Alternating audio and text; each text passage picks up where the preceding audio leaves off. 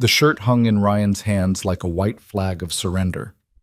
On the other side of his apartment door stood Sophie, the woman who'd been part of his daughter's bedtime routine for 8 months, who knew how he took his coffee, who'd become so essential to his life that he'd stopped noticing when she'd become more than a neighbor. And tonight, for the first time since his divorce shattered him 3 years ago, he was about to walk out that door to meet another woman. He just needed Sophie to tell him which shirt to wear. What he got instead was a confession that would unravel everything he thought he understood about safety, about friendship, and about the careful walls he'd built around his heart. If you want to see how a single father's perfectly controlled life falls apart in the space of one honest conversation, stay with me until the end. And hey, drop a comment telling me what city you're watching from. I love seeing how far these stories travel. Hit that like button if you've ever been too afraid to risk what you already have for what you truly want. Now, let me take you back to where it all began. Ryan Cole learned early that Tuesday nights were sacred. Not in any spiritual sense. He'd stopped looking for meaning in routines around the same time his marriage certificate became just another piece of paper in a lawyer's filing cabinet. No, Tuesday nights were sacred because they were predictable, and predictability was the only religion a single father could afford to practice. 6:15. That's when his truck pulled into the apartment complex lot, tires crunching over gravel that the landlord kept promising to pave. The sound was as familiar as his daughter's laughter, something that marked the boundary between the chaos of the workday and the controlled sanctuary of home. 6:20. Up the stairs, second floor, third door on the left, keys that stuck in the lock just enough that he had to jiggle them twice. A habit now, not an annoyance. Some things you just learn to work with. 6:22. The door swinging open to reveal Mia at the kitchen table, homework spread out like a military operation, her dark hair falling forward as she hunched over a math worksheet. And beside her, always beside her on Tuesday nights, sat Sophie Lane. "Daddy!" Mia's face lit up the way it always did, as if she hadn't seen him just that morning, as if 8 hours apart was a lifetime.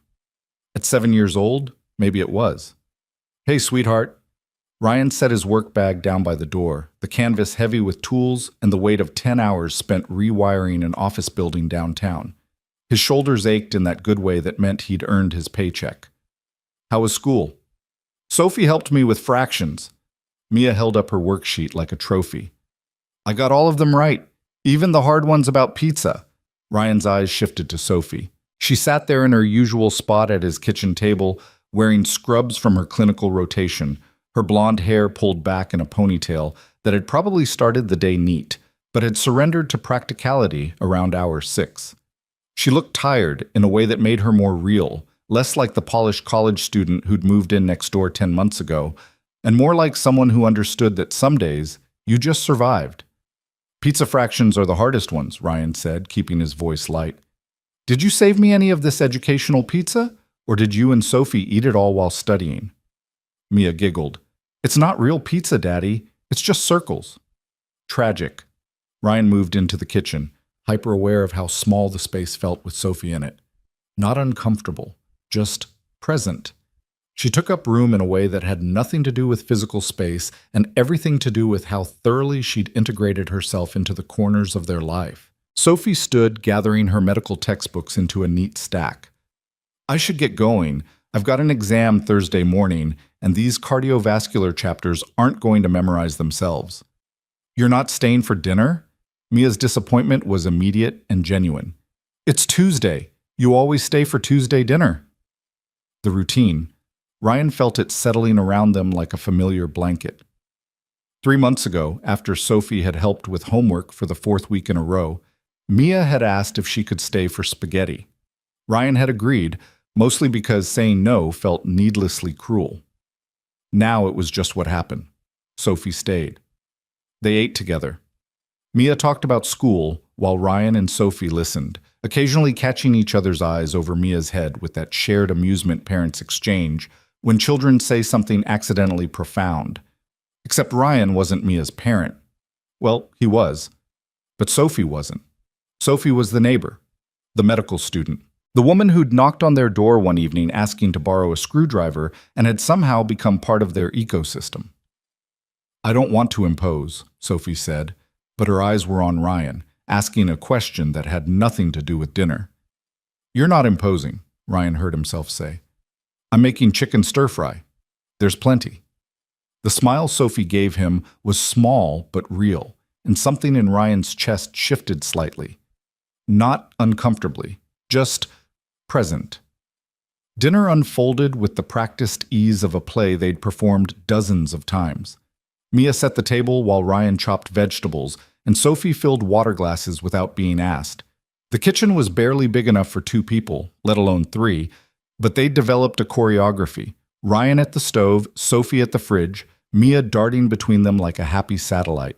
"Mrs. Peterson said we're going to dissect frogs next month," Mia announced, stabbing a piece of broccoli with more enthusiasm than the vegetable deserved. "Sophie, you dissect stuff all the time, right? In medical school?"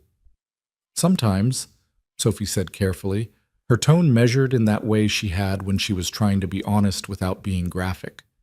"Though we usually work with cadavers, not frogs." "What's a cadaver?"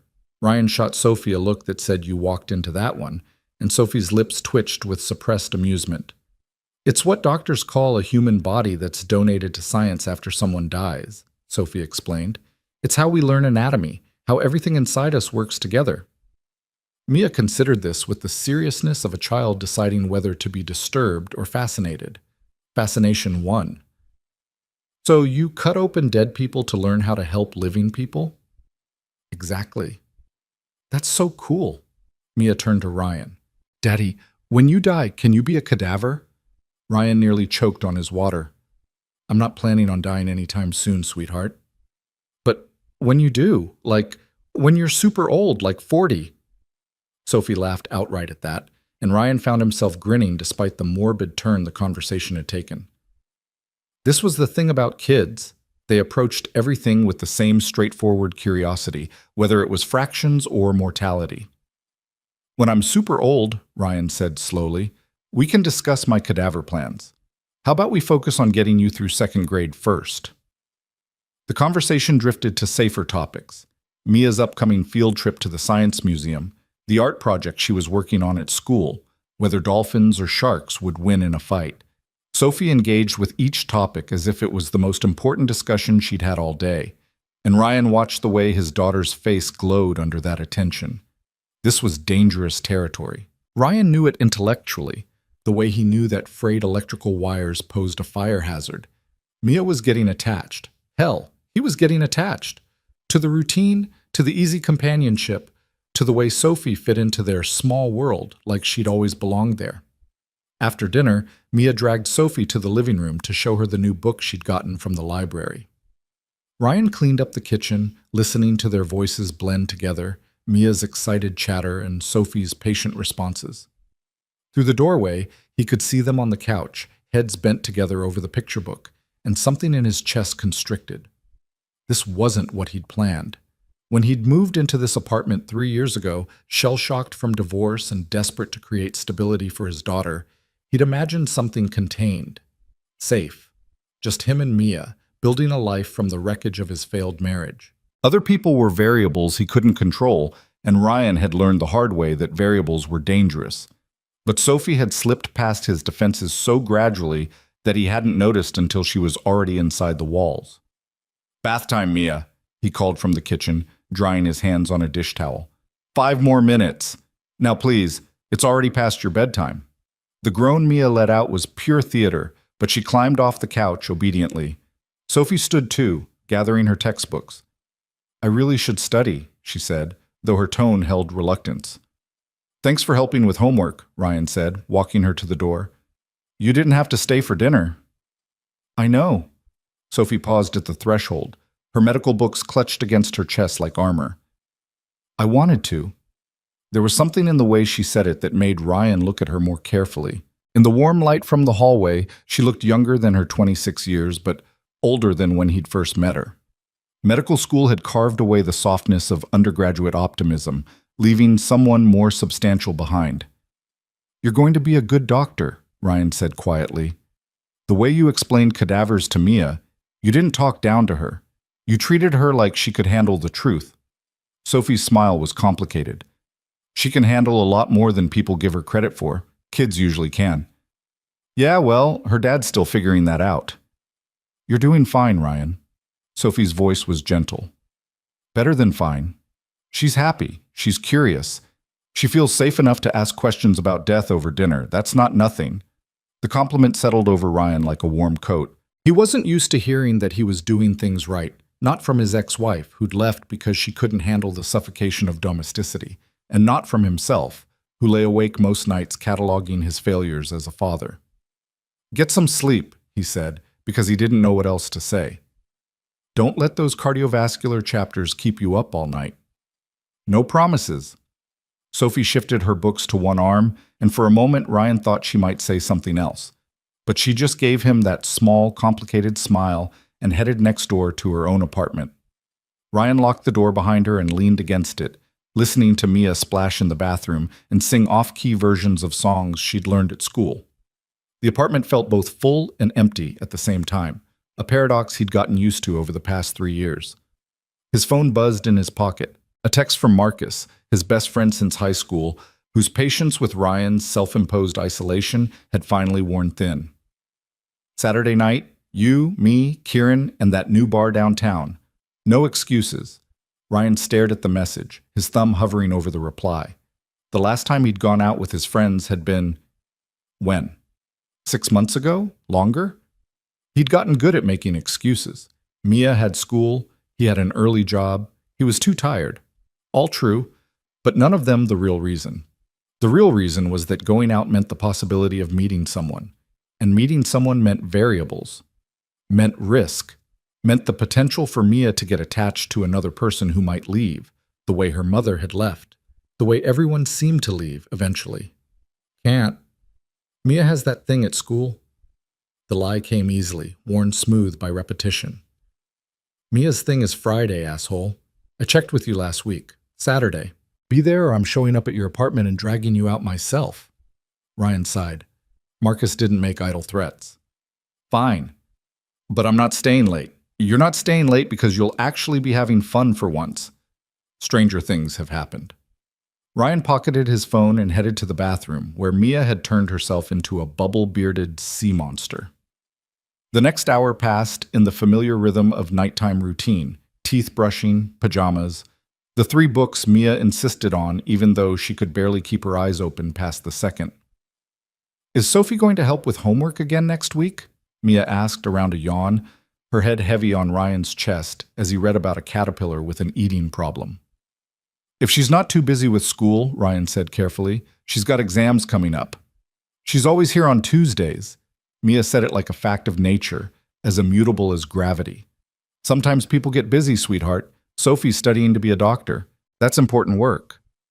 You're important too, Mia mumbled, her words starting to slur with sleep. And you're always here. Ryan's throat tightened. Yeah, baby, I'm always here. He stayed until her breathing evened out, until her small hand relaxed its grip on his shirt. In sleep, Mia looked impossibly young. All the intelligence and curiosity that animated her during the day smoothed away into peaceful blankness. She looked like her mother in these moments, which was both beautiful and painful. Ryan eased himself out of bed and stood in the doorway for a long moment, watching his daughter sleep. This was why he'd built the walls. This small person, who trusted him completely to keep her world stable and safe. She didn't need complications. She needed predictability. She needed to know that when she woke up tomorrow, and the day after that, and all the days stretching into the future, her dad would be there. Back in the kitchen, Ryan opened his laptop and pulled up his work schedule for the next week. Monday, commercial rewiring job downtown. Tuesday, residential calls in the suburbs. Wednesday, that new construction site that was already 3 weeks behind schedule. The structure of it was comforting, each day mapped out, each hour accounted for. His phone buzzed again. This time, a text from an unknown number. Hi Ryan, this is Jessica. Marcus gave me your number. He said you might want to grab coffee sometime? Ryan stared at the message like it was written in a foreign language. Jessica. He vaguely remembered Marcus mentioning someone at his office. A paralegal, maybe? Someone who was totally your type, according to Marcus, which meant absolutely nothing because Marcus's idea of Ryan's type was has a pulse and isn't actively on fire.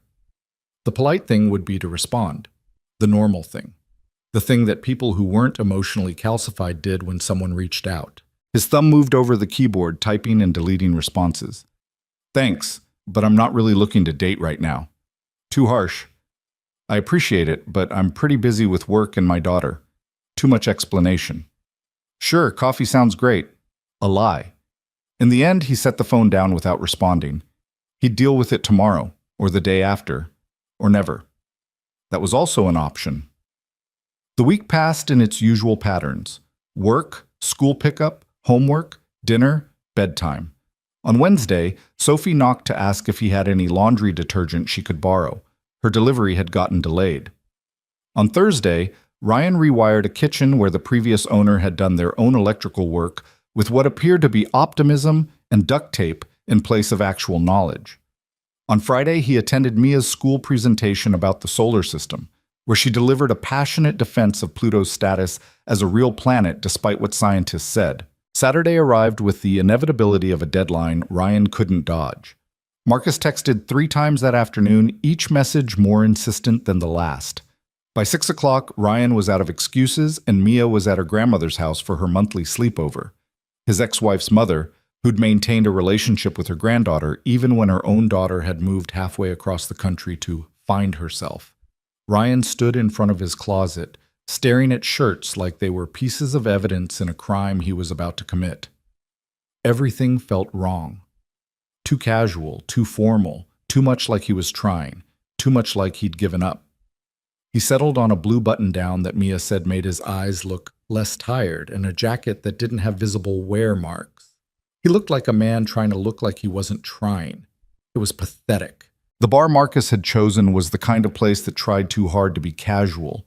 Exposed brick, Edison bulbs, a chalkboard menu listing craft beers with names like Existential Crisis IPA and Bad Decision Blonde.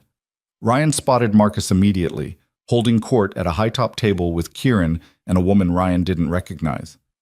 There he is! Marcus stood, pulling Ryan into a hug that was more tackle than greeting. We were starting to think you'd bailed. Considered it, Ryan admitted. Ryan, this is Jessica. Marcus gestured to the woman, who smiled with the kind of warmth that suggested she'd heard about Ryan before this moment. Jessica was pretty in an understated way, dark hair, bright eyes, a smile that looked genuine rather than practiced.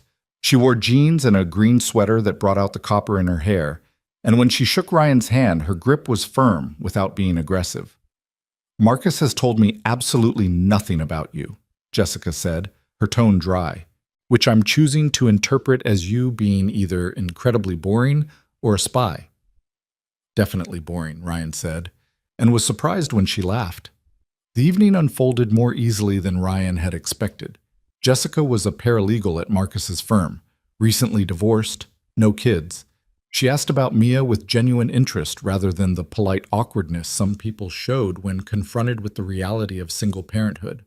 They talked about the absurdity of Denver's housing market, the best hiking trails within an hour's drive, and whether artificially flavored watermelon candy tasted anything like actual watermelon. It tastes like what an alien would create if you described watermelon to them over a bad phone connection, Jessica said, and Ryan found himself actually laughing. Kieran and Marcus disappeared to the bar, leaving Ryan and Jessica alone at the table. The conversation continued, comfortable and uncomplicated. Jessica was smart without being pretentious, funny without trying too hard. She didn't ask invasive questions about his divorce or make assumptions about his life. When she mentioned her own divorce, an amicable split after realizing she and her ex-husband wanted fundamentally different futures, there was no bitterness in her voice, just acceptance. So Marcus said you work in electrical, Jessica asked, swirling the last of her beer in its glass. Yeah, commercial and residential. It's steady work, good money, not glamorous, but it pays the bills. Glamour is overrated, Jessica set down her glass. I spend my days reviewing contracts and filing motions. My most exciting moment last week was finding a typo in opposing counsel's brief. Did you point it out? Obviously, that's basically a legal victory right there. Ryan smiled. This was nice, easy. Jessica was someone he could imagine having a normal conversation with over coffee. Someone uncomplicated, which was exactly when his phone buzzed. He ignored it at first, but then it buzzed again and again. 3 texts in quick succession, which usually meant Mia or an emergency. Ryan pulled out his phone expecting his ex-mother-in-law or some crisis. Instead, he saw Sophie's name. "Hey, I know this is weird, but can I ask you something?" "Actually, never mind. Sorry for bothering you." "Okay, I'm going to ask anyway because I've been thinking about this for 3 hours and I'm going to lose my mind." Ryan stared at the messages, awareness of Jessica across from him suddenly acute. He should put the phone away. This was a date, or close enough to one. You didn't text other women during dates. That was basic social contract stuff. But Sophie's messages had that frantic quality that meant she was anxious about something, and Ryan found his thumbs moving before his brain could issue a stop order. "What's wrong?" The response came immediately. "Can I come over? I need to talk to you about something, and I can't do it over text. I'm actually out right now. Is everything okay?" "Oh, yeah. Sorry, didn't mean to interrupt. We can talk later." Ryan looked up to find Jessica watching him with a knowing expression. "Everything all right?" she asked. "Yeah, sorry, my neighbor, she helps with my daughter sometimes. I think she's stressed about exams." "You should go," Jessica said simply, "if she needs to talk." "No, it's fine. She said it can wait." Jessica tilted her head slightly, studying him with an intensity that made Ryan uncomfortable. "Ryan, I had a nice time tonight, really, but I'm not going to pretend I don't see what's happening here." "What's happening here is my neighbor texted me during our date. That's rude, I'm sorry." "What's happening here," Jessica said gently, "is you've checked your phone 6 times in the last hour. Which is fine, you're a parent. But 4 of those times were before any messages came through. You've been somewhere else all night, and I don't think it's because you're not interested in me. I think it's because you're interested in someone else." Ryan started to protest, but the words died in his throat. Because she wasn't wrong. He'd been present but not engaged, going through the motions of a date, while his mind kept drifting to Tuesday night dinners and Mia's homework spread across the kitchen table, and the way Sophie had looked at him when she said she wanted to stay. "It's complicated," he managed finally. "It usually is." Jessica finished her beer and stood. "For what it's worth, I think you should figure that out before you try dating someone new. It's not fair to either of you otherwise." She kissed him on the cheek, friendly, final, and headed toward the exit. Marcus appeared at Ryan's elbow seconds later, looking between Ryan and Jessica's retreating form with confusion.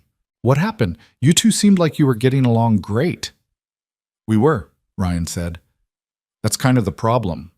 He left the bar 20 minutes later after enduring Marcus's attempts at both interrogation and advice. The drive home felt longer than usual, his mind turning over Jessica's words. "You're interested in someone else." Was he? Sophie was his neighbor, his friend, the person who helped with his daughter's homework and stayed for Tuesday dinners. That wasn't interest.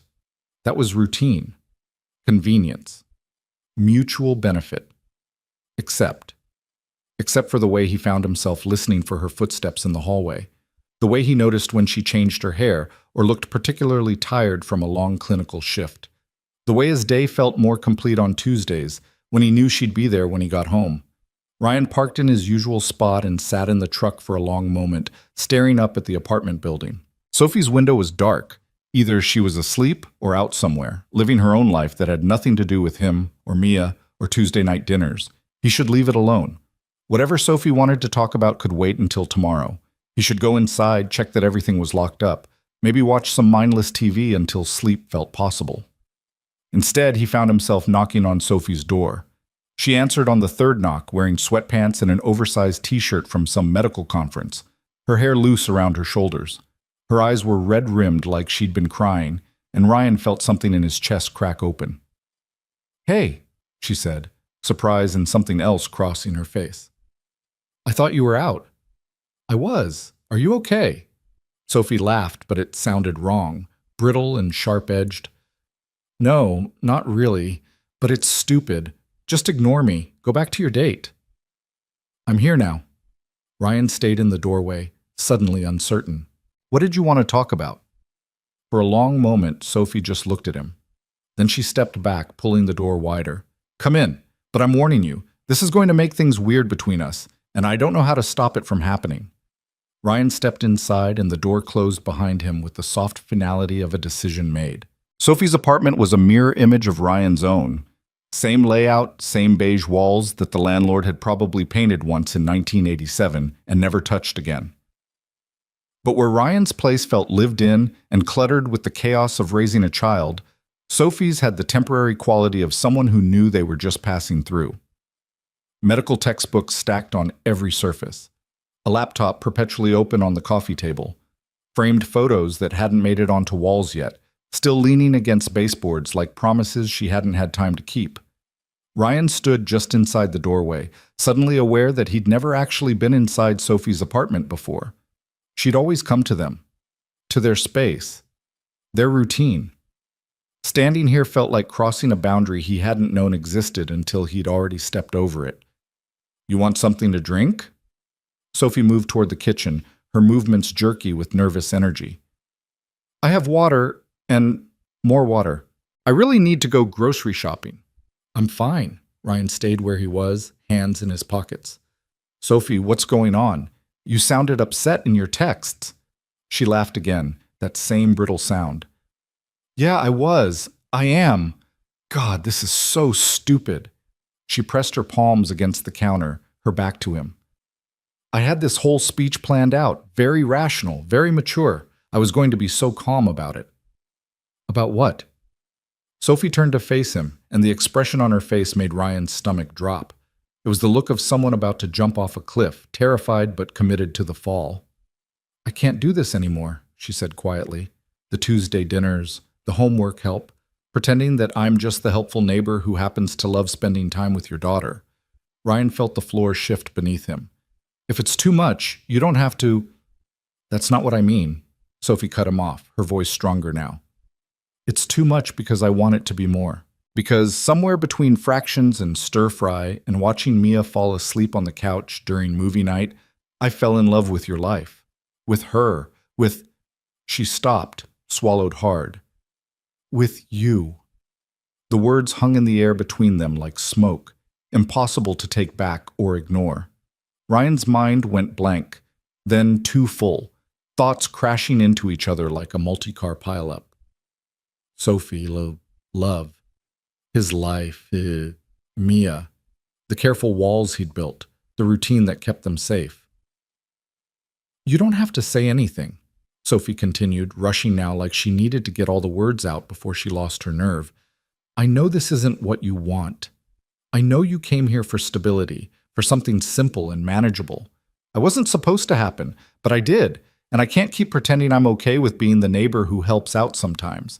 I can't watch you go on dates with other women and smile like it doesn't kill me." "How did you—" Ryan's voice came out rough. "How did you know about tonight?" "Marcus texted me this morning asking if I could watch Mia, before he remembered your ex-mother-in-law had her." Sophie wrapped her arms around herself. "He mentioned you had plans. I put it together." Ryan ran a hand through his hair, his mind still spinning. "Sophie, this is complicated. I know, you have Mia to think about, and you're not looking for anything serious, and I'm just the medical student next door who should focus on her career instead of falling for unavailable men." Sophie's voice cracked. "Trust me, I've given myself this speech 100 times. It doesn't change how I feel. You don't understand." Ryan took a step toward her, then stopped. "It's not that I don't—" He couldn't finish the sentence, couldn't articulate the tangle of fear and want and terror that was currently strangling his ability to form coherent thoughts. "Then help me understand." Sophie's eyes were bright with unshed tears. "Because from where I'm standing, we have something. Maybe you don't feel it the same way I do, and that's fine. I can handle rejection. What I can't handle is not knowing, is going back to Tuesday dinners and pretending I don't notice the way you look at me sometimes when you think I'm focused on Mia's homework. How do I look at you?" The question came out before Ryan could stop it. "Like you're trying to solve a problem that doesn't have a right answer." Sophie took a shaky breath. "Like you want something but you're afraid of what it might cost." Ryan felt exposed, seen in a way that made him want to bolt for the door. She was right. She was completely right, and that terrified him more than anything else. I was married for 6 years, he heard himself say. Met Rachel in college. We were going to build this perfect life together. House in the suburbs, 2 kids, a dog, the whole American dream package. He laughed without humor. Turns out she didn't actually want any of that.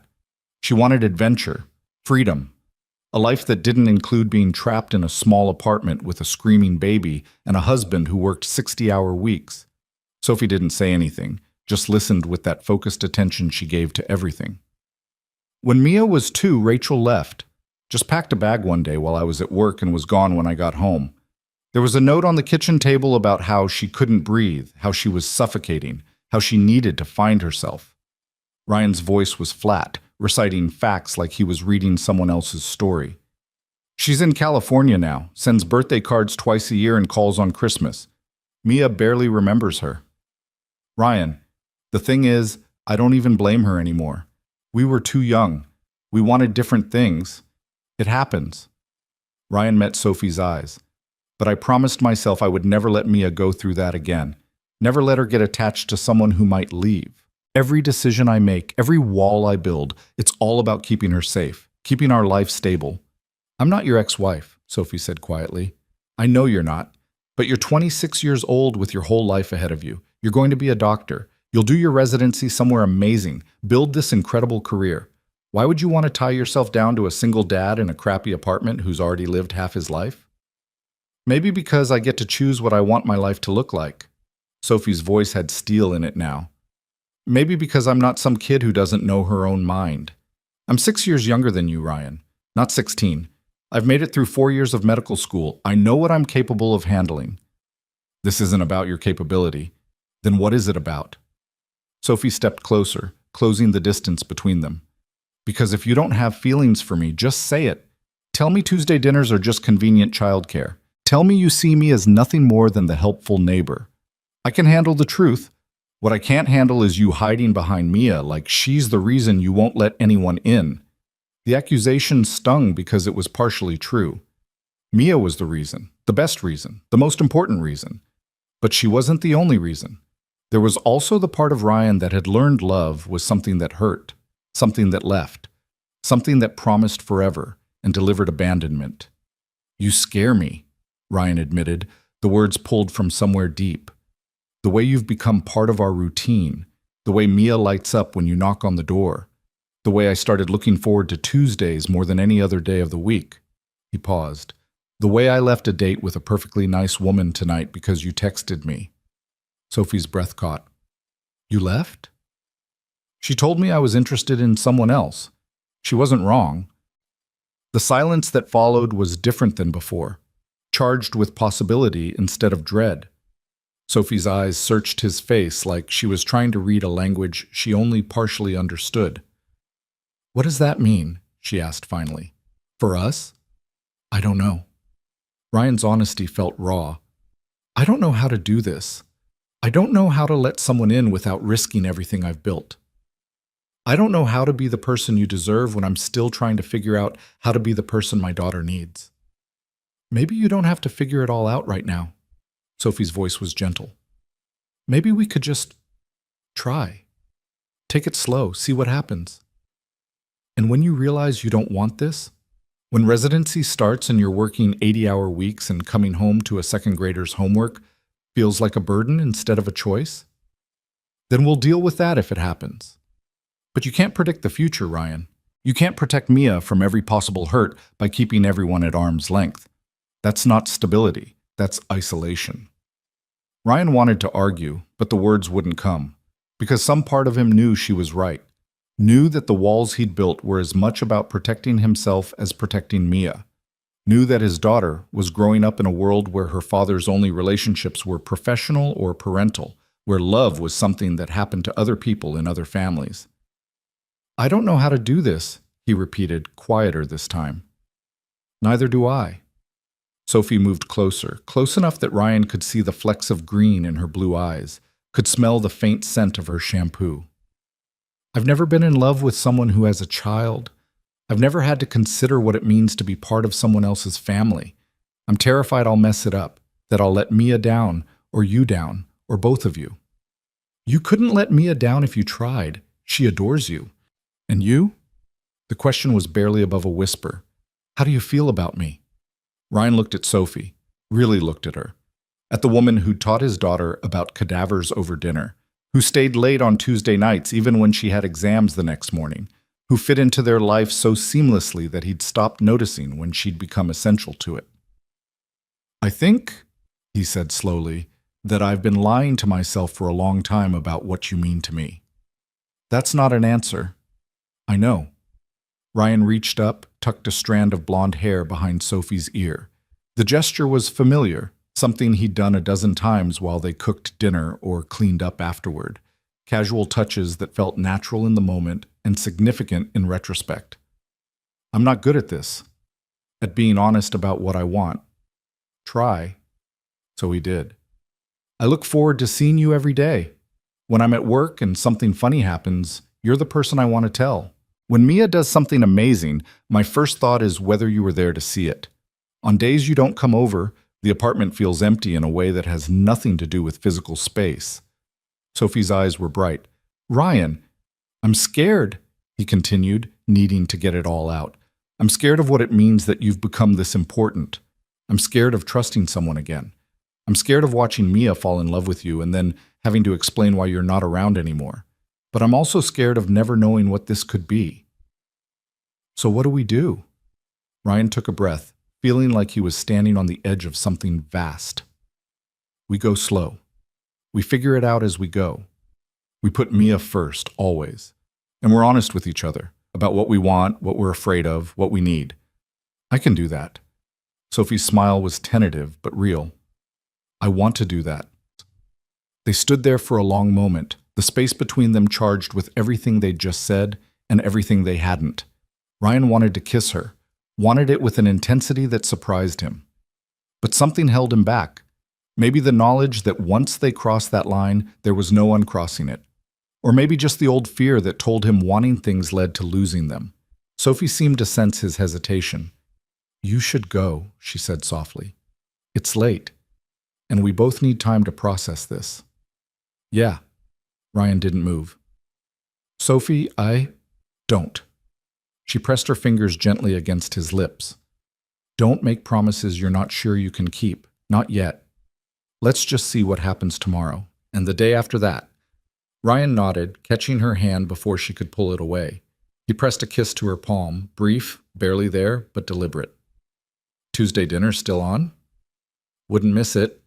Her smile was warmer now, reaching her eyes. I'll even bring dessert. Mia will hold you to that. Good thing I like baking when I'm stressed. Ryan finally moved toward the door, but paused at the threshold. For what it's worth, I'm glad you texted me tonight. I'm glad you told me the truth. Even though it complicated everything. Especially because it complicated everything. The drive to pick up Mia from his ex-mother-in-law's house the next morning passed in a blur of overthinking. Ryan replayed the conversation with Sophie 100 times, analyzing every word, every pause, every expression.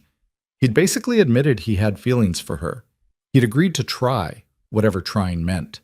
He'd opened a door he'd spent 3 years keeping locked, and he had no idea if he was making the right choice or setting himself up for disaster. Linda Chen met him at the door, with Mia already dressed and bouncing with energy.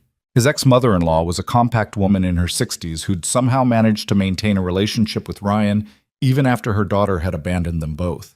She said it was because Mia deserved to know her family. Ryan suspected it was also because Linda had a spine of steel and a loyalty that didn't bend just because her daughters had. Daddy! Mia launched herself at him, and Ryan caught her with practiced ease. Grandma and I made pancakes shaped like dinosaurs. Lucky you. Ryan set her down, meeting Linda's knowing eyes over Mia's head. You look tired, Linda observed. Rough night? Long night. Ryan wasn't about to get into the details of his personal life with his ex-wife's mother, no matter how much he respected her. Thanks for watching her. Anytime, you know that. Linda handed him Mia's overnight bag.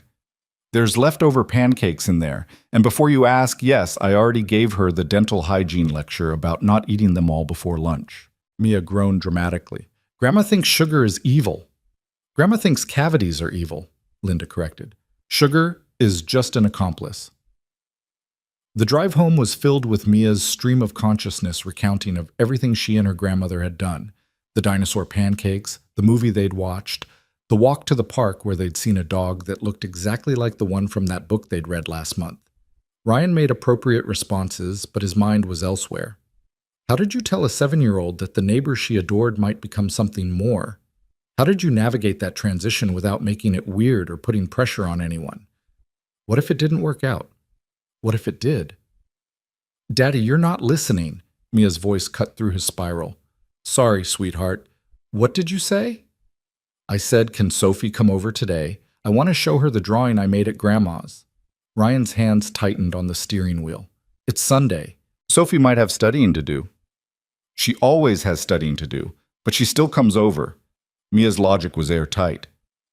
Can you text her and ask? Maybe later. Let's see how the day goes. But later came faster than Ryan anticipated. They'd barely been home an hour when someone knocked on the door. Mia raced to answer it before Ryan could stop her, and of course it was Sophie, holding a covered dish and looking uncertain. I made cookies last night, she said, her eyes on Ryan even as she spoke to Mia. Stress baking. I have way too many. Thought you might want some. Chocolate chip? Mia asked hopefully. Is there any other kind worth making? Mia grabbed Sophie's hand and pulled her inside with the casual presumption of a child who'd never learned that people needed invitations. Sophie let herself be led to the kitchen, setting the dish on the counter while Mia climbed onto a chair to investigate the cookies. Ryan followed more slowly, hyper-aware of how different this felt from every other time Sophie had been in his apartment. They'd crossed a threshold last night, admitted things that couldn't be unadmitted. And now here they were, back in the routine, except nothing was routine anymore. These are perfect, Mia declared through a mouthful of cookie. Sophie, you should make cookies forever. Mia, manners! Ryan's voice was automatic. Don't talk with your mouth full. Mia swallowed obediently. Sorry, but they really are good. Thanks, kiddo. Sophie's smile was warm, but when her eyes met Ryan's, there was a question in them. Are we okay? Can we do this? Ryan found himself nodding slightly. We can try. The rest of Sunday unfolded with careful normalcy. Sophie stayed for lunch, sandwiches, and the leftover dinosaur pancakes Mia insisted on sharing. They watched a nature documentary about ocean life. Mia sprawled between them on the couch, asking a million questions about whether dolphins really were smarter than people and if sharks ever got lonely. It felt exactly like every other Sunday they'd spent together over the past few months, except for the moments when Ryan's hand would brush Sophie's while reaching for the remote, or when their eyes would meet over Mia's head and hold for a beat too long, or when Sophie laughed at something Mia said and Ryan felt his chest constrict with a feeling that was becoming harder to deny. When Sophie finally left that evening, citing an early clinical rotation the next morning, Mia hugged her goodbye with the fierce affection of a child who'd never learned to guard her heart. See you Tuesday? Mia asked hopefully. Sophie's eyes flicked to Ryan. If your dad says it's okay. It's okay, Ryan said, and meant it. After Mia was in bed, Ryan sat on the couch with his phone, staring at Sophie's contact information. He should say something. Thank her for the cookies. Acknowledge the weird new territory they were navigating. Something. His phone buzzed before he could decide. That went better than I expected. Ryan smiled despite himself. Mia loves you. That was never in question.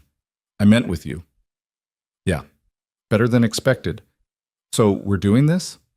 For real? Ryan thought about lying, thought about hedging, thought about all the ways this could go wrong and how much it would hurt when it did. We're doing this. Slow, careful. But yeah, I can do slow. I'm in medical school. Everything takes forever anyway. So Sophie? Yeah? Thank you for being patient with me. I know I'm not easy, neither am I. We'll figure it out together. Monday morning arrived with rain and a commercial job that had Ryan working in a crawl space for 6 hours. His knees ached, his back was angry, and his phone was full of texts from the general contractor about timeline concerns that weren't Ryan's fault, but were apparently his problem. But when he picked up Mia from school and she asked if they could invite Sophie for dinner, not Tuesday dinner, just regular Monday dinner, Ryan heard himself saying yes. Sophie showed up with Chinese takeout and stories about a patient who'd come into the clinic convinced his headache was a brain tumor, but it actually just needed glasses. Mia laughed until she nearly fell out of her chair. Ryan watched them together, Sophie explaining medical terminology in ways a 7-year-old could understand. Mia asking increasingly creative questions about whether you could operate on a brain while someone was awake. This was dangerous territory, letting Sophie deeper into their daily routine, into the ordinary moments that made up their life. Every shared meal, every casual conversation, every time Mia reached for Sophie's hand, it was another thread woven into the fabric of their family. And if those threads were cut... But Sophie caught his eye across the table and smiled, and Ryan thought maybe, just maybe, some risks were worth taking. Tuesday came, and with it the usual routine. Except this time, when Sophie helped Mia with homework, Ryan found himself watching them with new awareness. The way Sophie's patience never wavered, even when Mia struggled with the same concept 3 times in a row. The way she celebrated small victories like they were major achievements. The way she looked at his daughter with genuine affection, not obligation. After Mia was in bed, Sophie lingered in the kitchen while Ryan loaded the dishwasher. "Can I ask you something?" Sophie's voice was hesitant. "Always. When you think about the future, like a year from now, 5 years from now, what does it look like?" Ryan straightened, considering the question. A month ago, the answer would have been simple. Him and Mia, their routine, their small, safe world. Now, "I don't know," he admitted. "I used to have it all mapped out. Keep working, save money, eventually move to a house with a yard. Make sure Mia gets through school, goes to college, builds a good life. Everything planned and controlled. And now? Now I'm starting to think maybe the plan doesn't matter as much as I thought it did." Ryan turned to face her fully. Maybe some things are worth not planning for. Sophie moved closer, and this time Ryan didn't hesitate.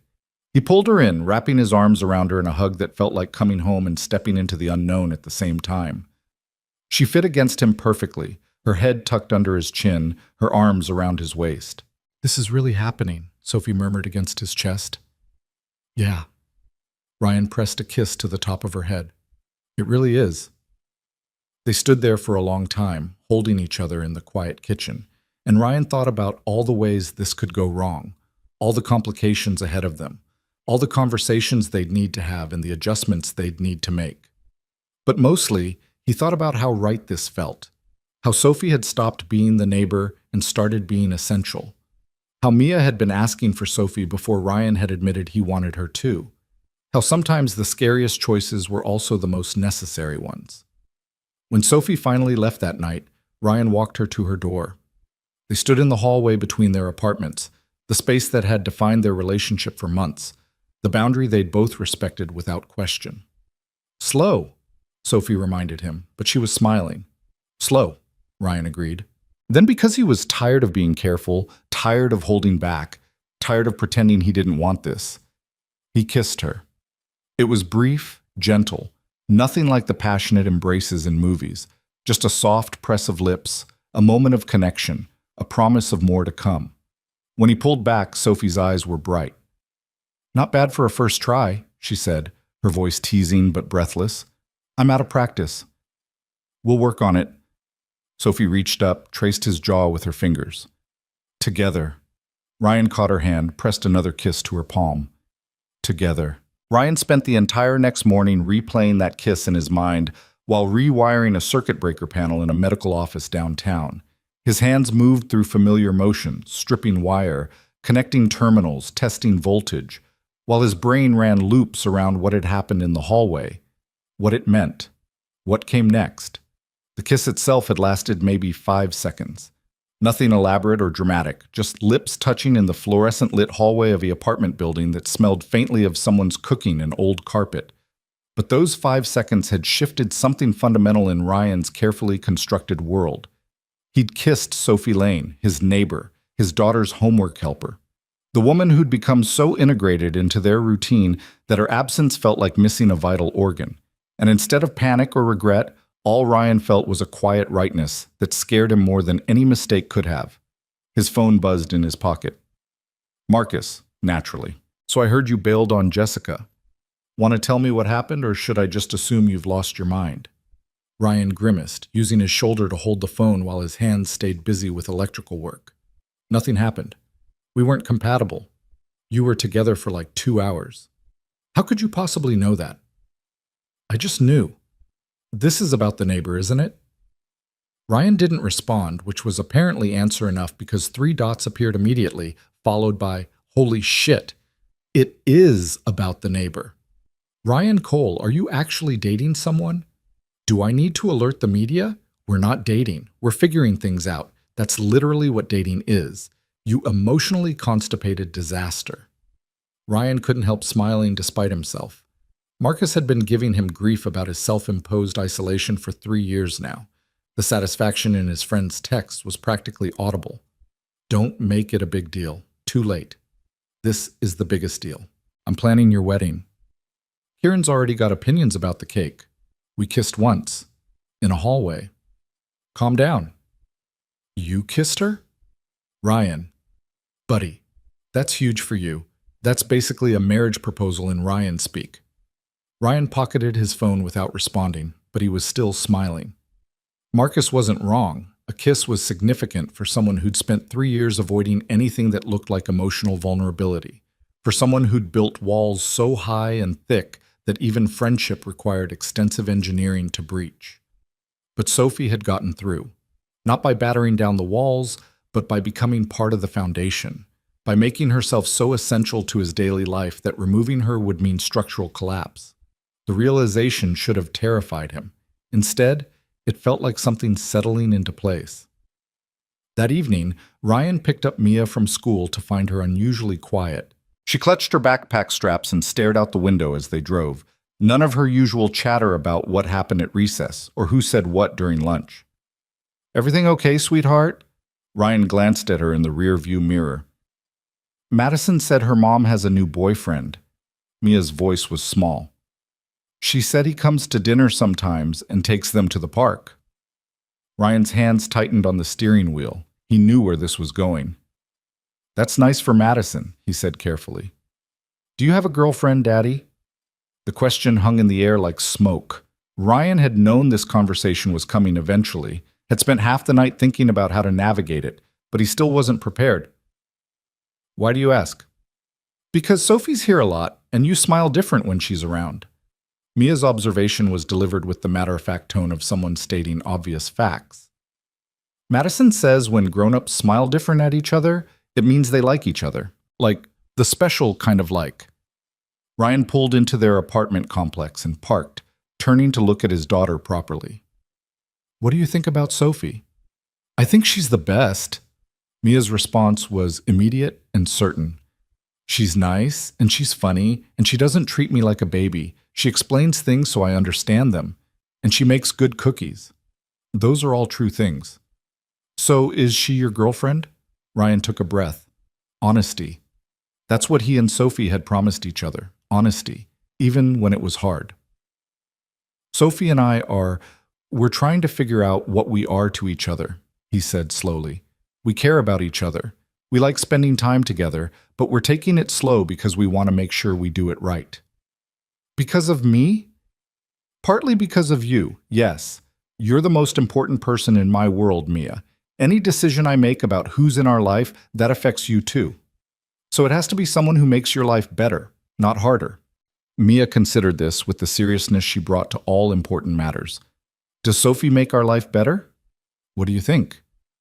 I think yes. I like when she's here. The apartment feels happier. Mia unbuckled her seatbelt.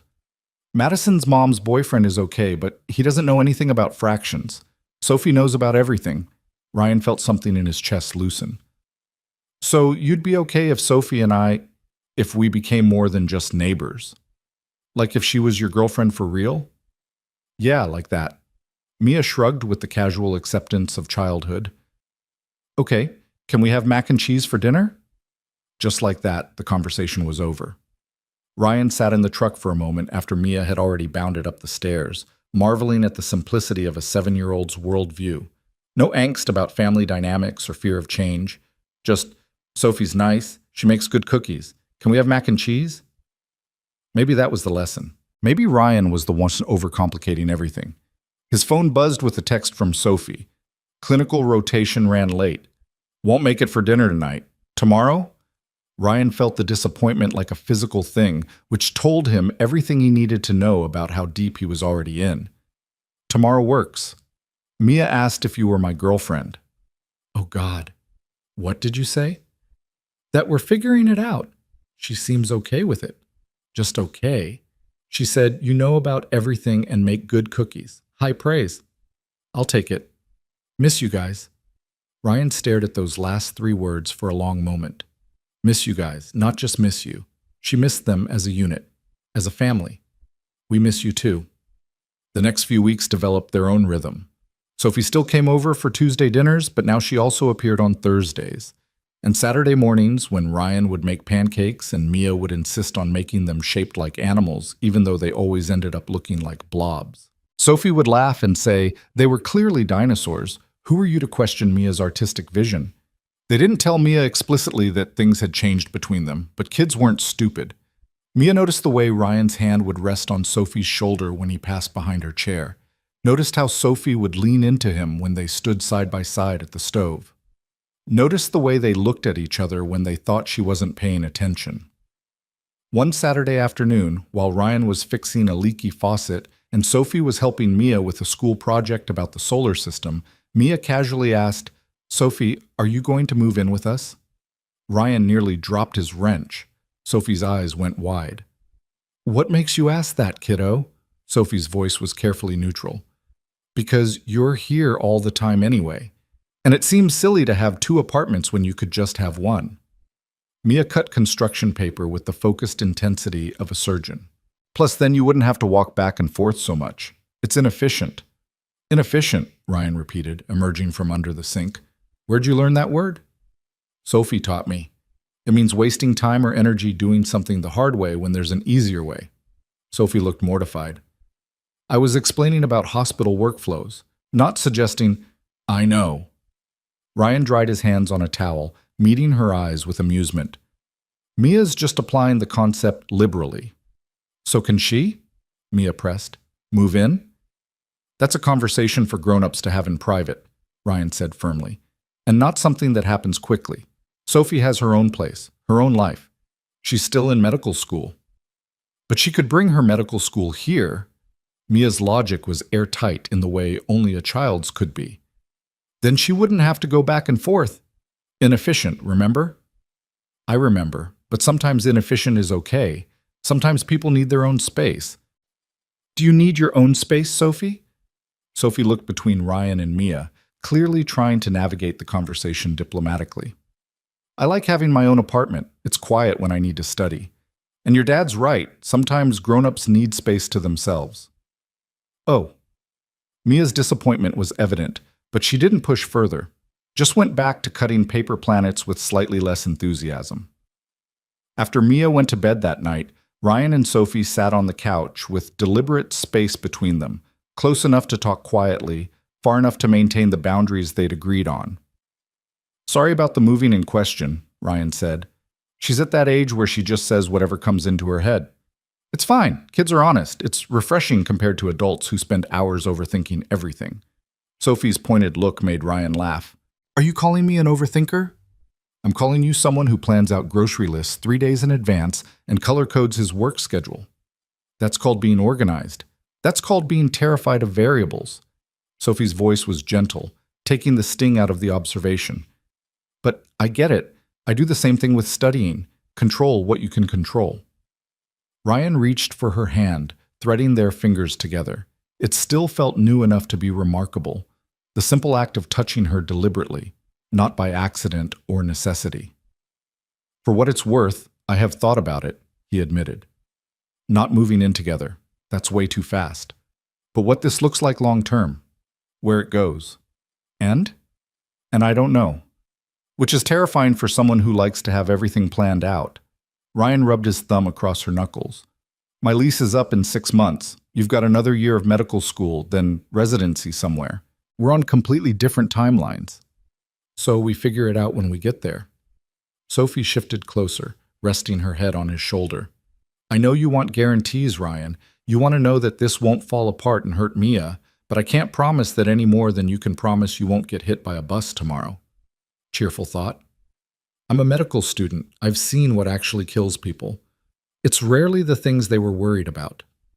Sophie tilted her head to look at him. What I can promise is that I'm here now, that I care about both of you, that I'm not going anywhere unless you ask me to leave.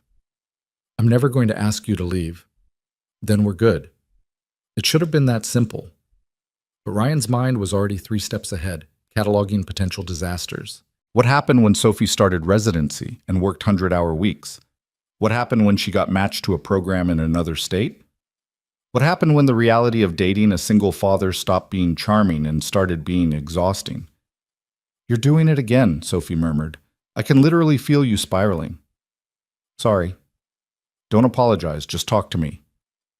What are you worried about right now, specifically? Ryan was quiet for a moment, trying to articulate fears that felt too big for words. I'm worried that you're going to wake up one day and realize this isn't what you signed up for.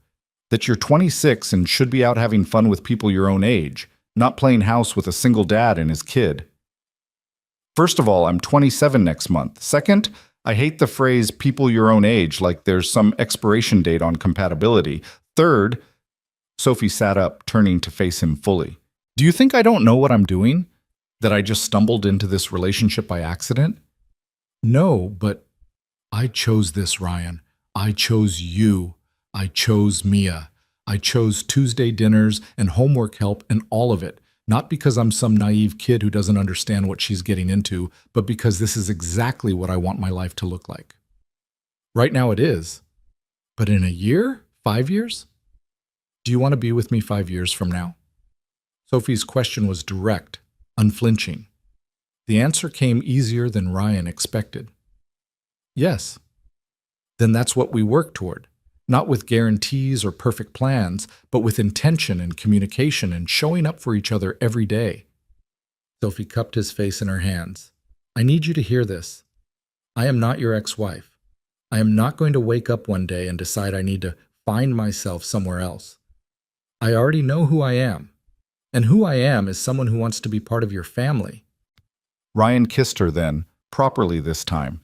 Not the tentative brush of lips in a hallway, but something deeper, a promise, an answer to the question she'd asked and the fears he'd voiced. When they broke apart, Sophie was smiling. Better, she said. You're getting good at this. I have a good teacher. Damn right you do. They sat together for another hour, talking about everything and nothing. Sophie's upcoming exams, Ryan's current project at work, whether Mia would actually follow through on her declared intention to become either an astronaut or a veterinarian, or possibly both. Normal conversation between two people building something together. When Sophie finally left, earlier than she wanted, but she had a 7 a.m. clinical rotation, Ryan walked her to her door again. It had become their ritual, these few minutes in the hallway between their apartments. A liminal space where they could be just Ryan and Sophie, not Ryan and Mia and Sophie. Thank you, Ryan said, catching her hand before she could unlock her door. For what? For being patient with me? For not giving up when I was too scared to admit what I wanted? You're worth the patience. Sophie kissed him softly. We both are. Ryan went to bed that night feeling something he hadn't felt in years. Hopeful. Not the desperate hope of someone wishing for a miracle, but the steady kind that came from building something real. But hope, Ryan was about to learn, didn't insulate you from reality. The call came on a Thursday afternoon while Ryan was installing new lighting in a restaurant kitchen. His phone buzzed with Sophie's number, and he almost didn't answer. She knew his work schedule, knew he was usually elbow deep in wiring during the day. But something made him pick up. Hey, I'm actually in the middle of... Ryan. Sophie's voice was wrong, tight and strained. I need to talk to you. Can you come home? His stomach dropped.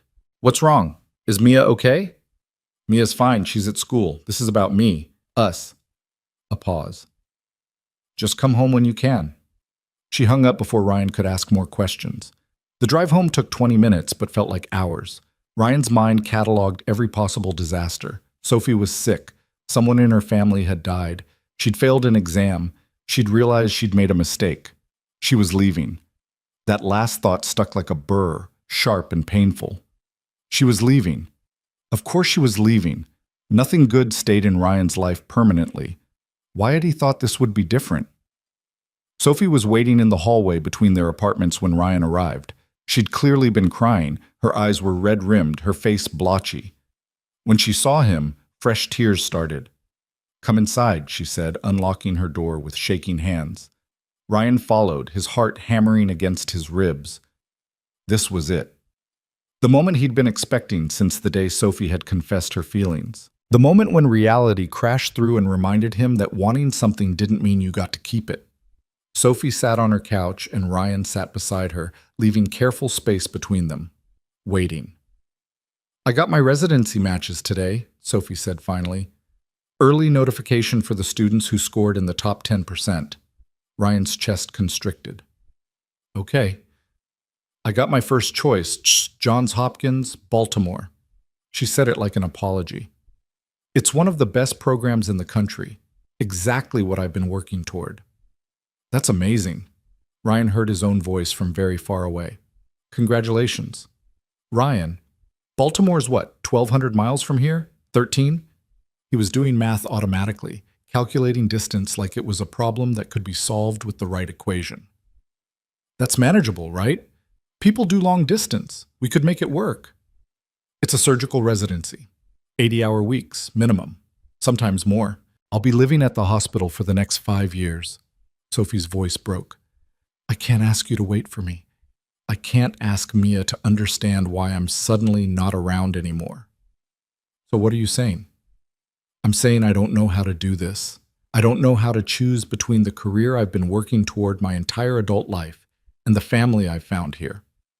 Sophie wiped at her eyes angrily. "I knew this was coming. I knew residency would mean leaving Denver, but I didn't expect to fall in love with you, with Mia, with this life." Ryan felt like he'd been punched. "You love me?" "Of course I love you. Why do you think this is destroying me?" Sophie laughed bitterly. "I love you and Mia so much that the thought of leaving makes me physically ill, but I also can't throw away everything I've worked for. Does that make me selfish?" "No." Ryan reached for her hand, even though touching her hurt. "It makes you human. Your career matters. Your dreams matter. So do you." They sat in silence, holding hands, both of them crying now. Ryan thought about all the ways he'd tried to protect himself. All the walls he'd built. All the carefully controlled routines designed to keep variables out of his life.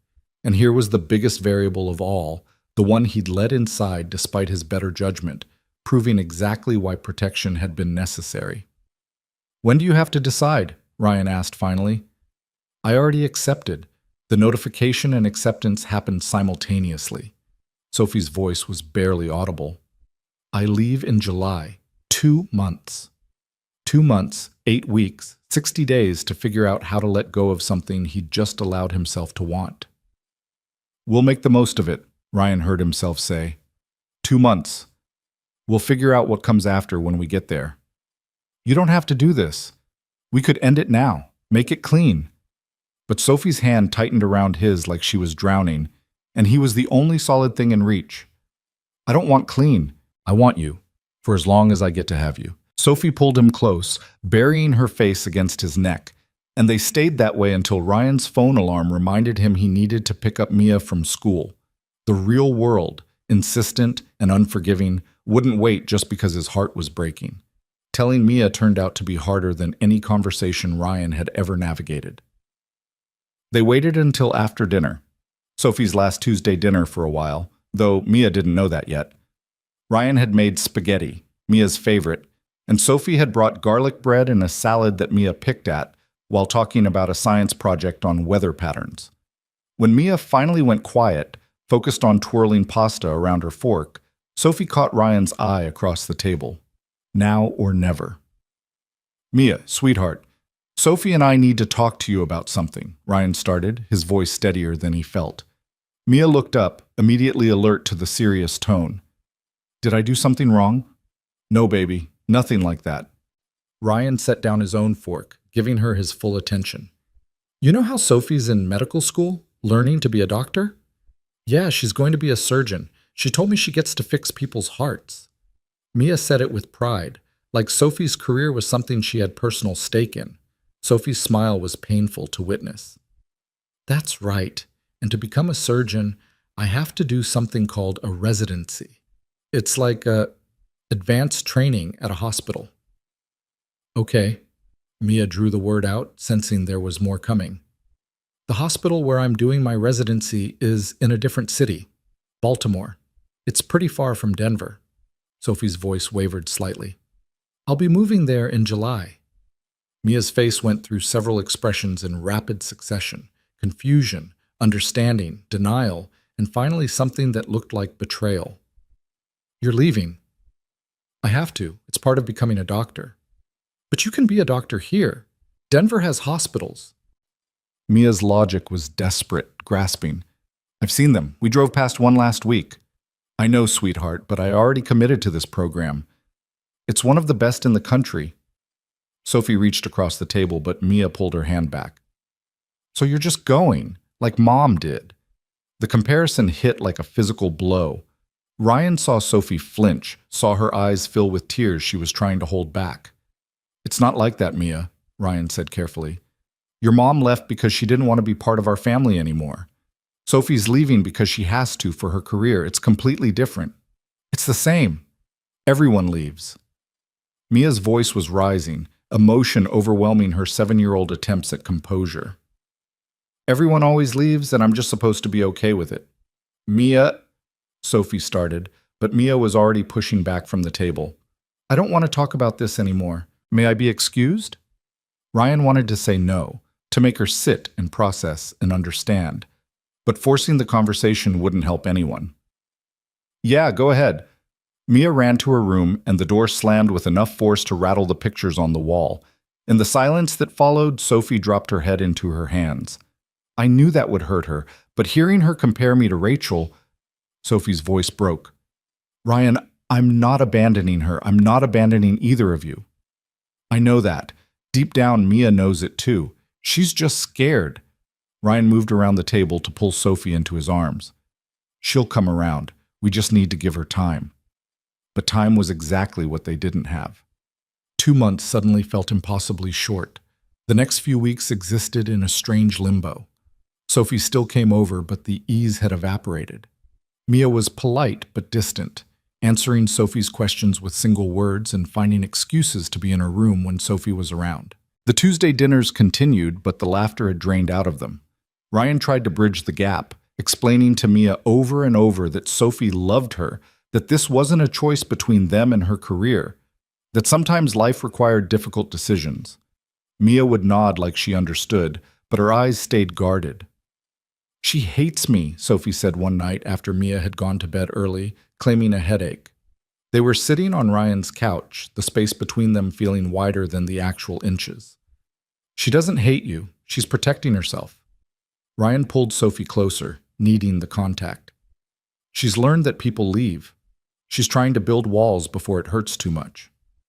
Like father, like daughter. Yeah. Apparently emotional unavailability is hereditary. Sophie laughed despite herself, the sound wet with unshed tears. What are we going to do? We're going to keep showing up. We're going to keep being honest. And we're going to trust that Mia's smart enough to understand eventually. Ryan kissed her temple. And we're going to make the most of the time we have left. Making the most of their remaining time became a conscious effort. Sophie started staying later after Mia went to bed, and they talked for hours on Ryan's couch about everything and nothing. Sophie told him about her fears for residency, the imposter syndrome that told her she'd only gotten into Johns Hopkins because of luck rather than skill. Ryan talked about his own dreams that he'd shelved when Mia was born, the vague idea he'd once had about starting his own electrical contracting business. You should do it, Sophie said one night, her head resting on his chest. Start the business. Maybe someday, when Mia's older. Why wait? You're good at what you do. People trust you. Marcus says you're the best electrician he knows. Marcus says a lot of things. He's not wrong about this. Sophie tilted her head to look at him. I think you're scared of wanting things for yourself. Like if you focus on your own dreams, you're somehow failing Mia. Ryan was quiet, turning the observation over in his mind. Maybe. Definitely. But here's the thing. Mia needs to see you going after what you want. She needs to know that having dreams doesn't make you selfish. Otherwise, how will she learn to pursue her own? When did you get so wise? I've always been wise. You just weren't paying attention. Sophie kissed him softly. Promise me something? Anything. Promise me you'll at least think about the business, even after I'm gone, especially after I'm gone. The words after I'm gone hung in the air like smoke. Ryan tightened his arms around her. I promise. They made other promises too, in the quiet hours after midnight. They promised to talk every day, even if it was just a quick text. They promised to visit when they could. Sophie on her rare days off, Ryan and Mia during school breaks. They promised to be honest when things got hard, to communicate rather than retreat. They promised everything except the one thing Ryan wanted most, that they'd find a way to make this work long term. 6 weeks before Sophie's departure, Mia finally cracked. Ryan found her crying in her room after school, clutching the stuffed elephant Sophie had won for her at a carnival 3 months earlier. Hey, sweetheart. Ryan sat on the edge of her bed, rubbing her back. What's wrong? I don't want Sophie to go. The words came out between sobs. I know I've been mean to her, and I know I should be happy she gets to be a fancy doctor, but I don't want her to leave us. I know. I don't want her to leave either. Mia looked up, her face blotchy and tear-stained. Really? Really. I love Sophie, and I hate that she has to go. But loving someone means wanting what's best for them, even when it's hard for us. That's stupid. Love should mean people stay. Ryan pulled Mia into his lap, even though she was getting too big for it. Sometimes it does. But sometimes love means letting people chase their dreams.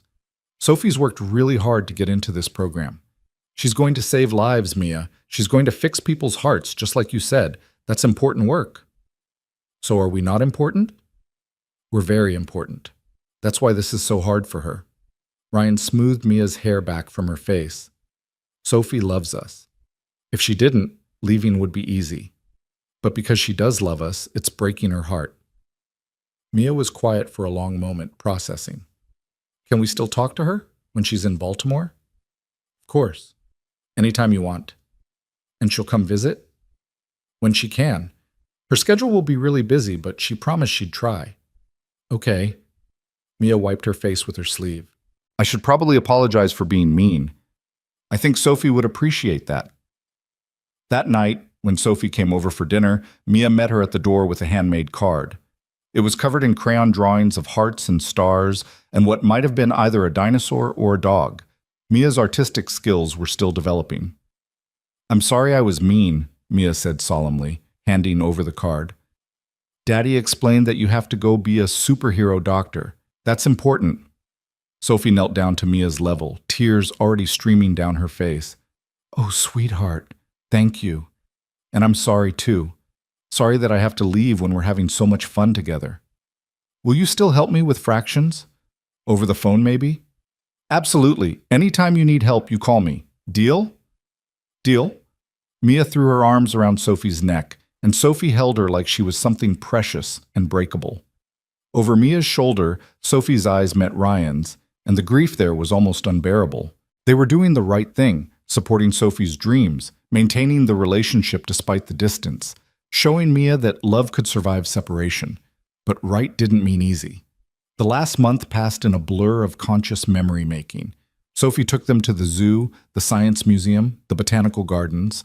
They had picnics in the park and movie marathons on rainy weekends. Every moment felt weighted with significance, like they were trying to compress a lifetime of experiences into the weeks they had left. Ryan took time off work for Sophie's graduation from medical school. The ceremony was long and formal, full of speeches about service and dedication and the sacred calling of medicine. When Sophie walked across the stage to receive her diploma, Mia stood on her chair and cheered loud enough that people 3 rows back turned to look. After the ceremony, they took Sophie out to celebrate, a nice restaurant where Mia was allowed to order dessert first because it was a special occasion. Sophie wore her graduation dress and the stethoscope her parents had given her. and she looked so happy and scared and young that Ryan's heart ached. "To Dr. Sophie Lane," Ryan said, raising his glass of wine while Mia lifted her Shirley Temple. The best neighbor, homework helper, and friend anyone could ask for. "To Sophie," Mia echoed, "who knows about cadavers and makes really good cookies." Sophie laughed through tears, touching her glass to theirs. "To you guys, for making these last months the best of my life." They drank, and the weight of everything unsaid pressed down like a physical thing. 2 weeks before Sophie left, Ryan's ex-mother-in-law called with a proposal. She wanted to take Mia for a week, a grandmother-granddaughter trip to visit relatives in California. Normally, Ryan would have made excuses, uncomfortable with being away from Mia for that long. But Linda's timing was impeccable, whether she knew it or not. "Go," Sophie urged when Ryan hesitated. "Linda adores Mia, and it'll be good for them. Plus," she didn't finish the sentence, but Ryan heard what she didn't say. "Plus, it gives us time together, just us." Ryan agreed, and the week that followed existed outside normal time. Without Mia's schedule to structure their days, Ryan and Sophie fell into a different rhythm. They'd sleep late, tangled together in Ryan's bed. Sophie would study for her upcoming residency orientation while Ryan worked on business plans for the contracting company he was finally seriously considering. They'd cook elaborate dinners together and eat them on the couch, talking until the early hours of the morning. They didn't talk about Baltimore, didn't talk about what came after. For 1 week, they just existed together in the present, storing up memories against the drought to come. On the last night before Mia came home, they lay in Ryan's bed in the dark, Sophie's head on his chest, his fingers tracing patterns on her bare shoulder. "I don't know how to do this," Ryan admitted quietly. "How to watch you leave. You do what you've always done.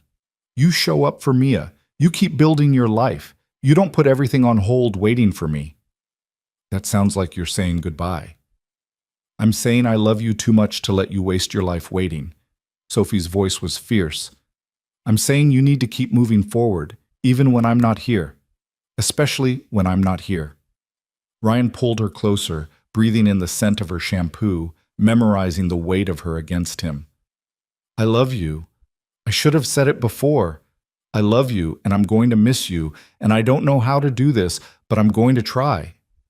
"I love you too. So much it scares me." Sophie tilted her head up to kiss him. "We're going to make this work. I don't know how yet, but we will." They made love that night like it was both the first and last time, desperate and tender and achingly present. When Ryan woke in the morning with Sophie still asleep beside him, he allowed himself a few minutes to just watch her, to memorize the curve of her face, the way her hair spread across his pillow, the slight smile on her lips even in sleep. Then Mia came home, full of stories about California and her cousins and the beach where the water was too cold to swim, but she'd tried anyway. Life resumed its normal pace for the final week, but everything felt fragile now, like they were all moving through glass, careful not to shatter the time they had left. Sophie's last night in Denver arrived with the inevitability of winter. She came over for dinner, lasagna this time, Mia's second favorite. They ate and talked and laughed, but the specter of tomorrow hung over everything. After dinner, Mia presented Sophie with a gift wrapped in construction paper and approximately a whole roll of tape. "I made you something," Mia said. "For Baltimore." Sophie carefully peeled away the paper to reveal a scrapbook. Every page was filled with photos and drawings and memories. Mia's homework assignments that Sophie had helped with, ticket stubs from movies they'd watched together, pressed flowers from their park picnics. On the last page, Mia had drawn a picture of the three of them holding hands, standing in front of an apartment building. "So you don't forget us," Mia explained, "when you're busy being a superhero doctor." Sophie pulled Mia into a fierce hug, crying too hard to speak. Ryan felt his own eyes burning as he watched them, his daughter and the woman he loved, holding on to each other like they could stop time through sheer force of will. When Mia finally went to bed, extracting a promise from Sophie to come say goodbye in the morning before her flight, Ryan and Sophie stood in his living room suddenly uncertain. They'd said everything that needed saying, made all the promises they could make. Now there was just the reality of separation.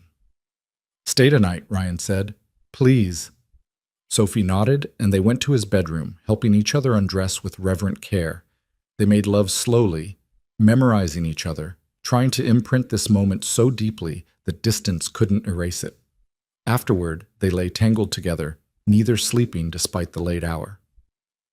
"I'm terrified," Sophie whispered into the darkness, "that you'll realize long distance is too hard, that you'll meet someone local and available, that I'm going to lose you because I chose my career." "You're not going to lose me. I'm not going anywhere." "You say that now. But Ryan, I'm going to be working insane hours. I'll be exhausted all the time. I won't be fun or available or any of the things you deserve." Ryan tilted her face up to his. "I don't need you to be fun. I need you to be you. The woman who explained cadavers to my daughter over dinner, who taught me that wanting things doesn't make me selfish, who loves us enough to chase her dreams, even though it kills her to leave. I really do love you. Both of you. I know. That's why this is going to work." They fell asleep eventually, wrapped around each other, stealing a few more hours before the morning came. The airport was worse than Ryan had anticipated. Sophie had already checked her bags, so there was nothing to do but stand in the terminal and try to figure out how to say goodbye. Mia clung to Sophie's hand, uncharacteristically quiet. "Remember," Sophie said, kneeling down to Mia's level one last time, "you can call me anytime at all. And I'll be back to visit for Thanksgiving. That's only 4 months away." 4 months is forever," Mia said, but she was trying to be brave. "I know it feels like it, but we'll talk so much that it'll go by fast. I promise." Sophie hugged her tight. "I love you, kiddo, so much. You're one of the best things that ever happened to me." "I love you too." Mia's voice was muffled against Sophie's shoulder. "Fix lots of people's hearts." "I will.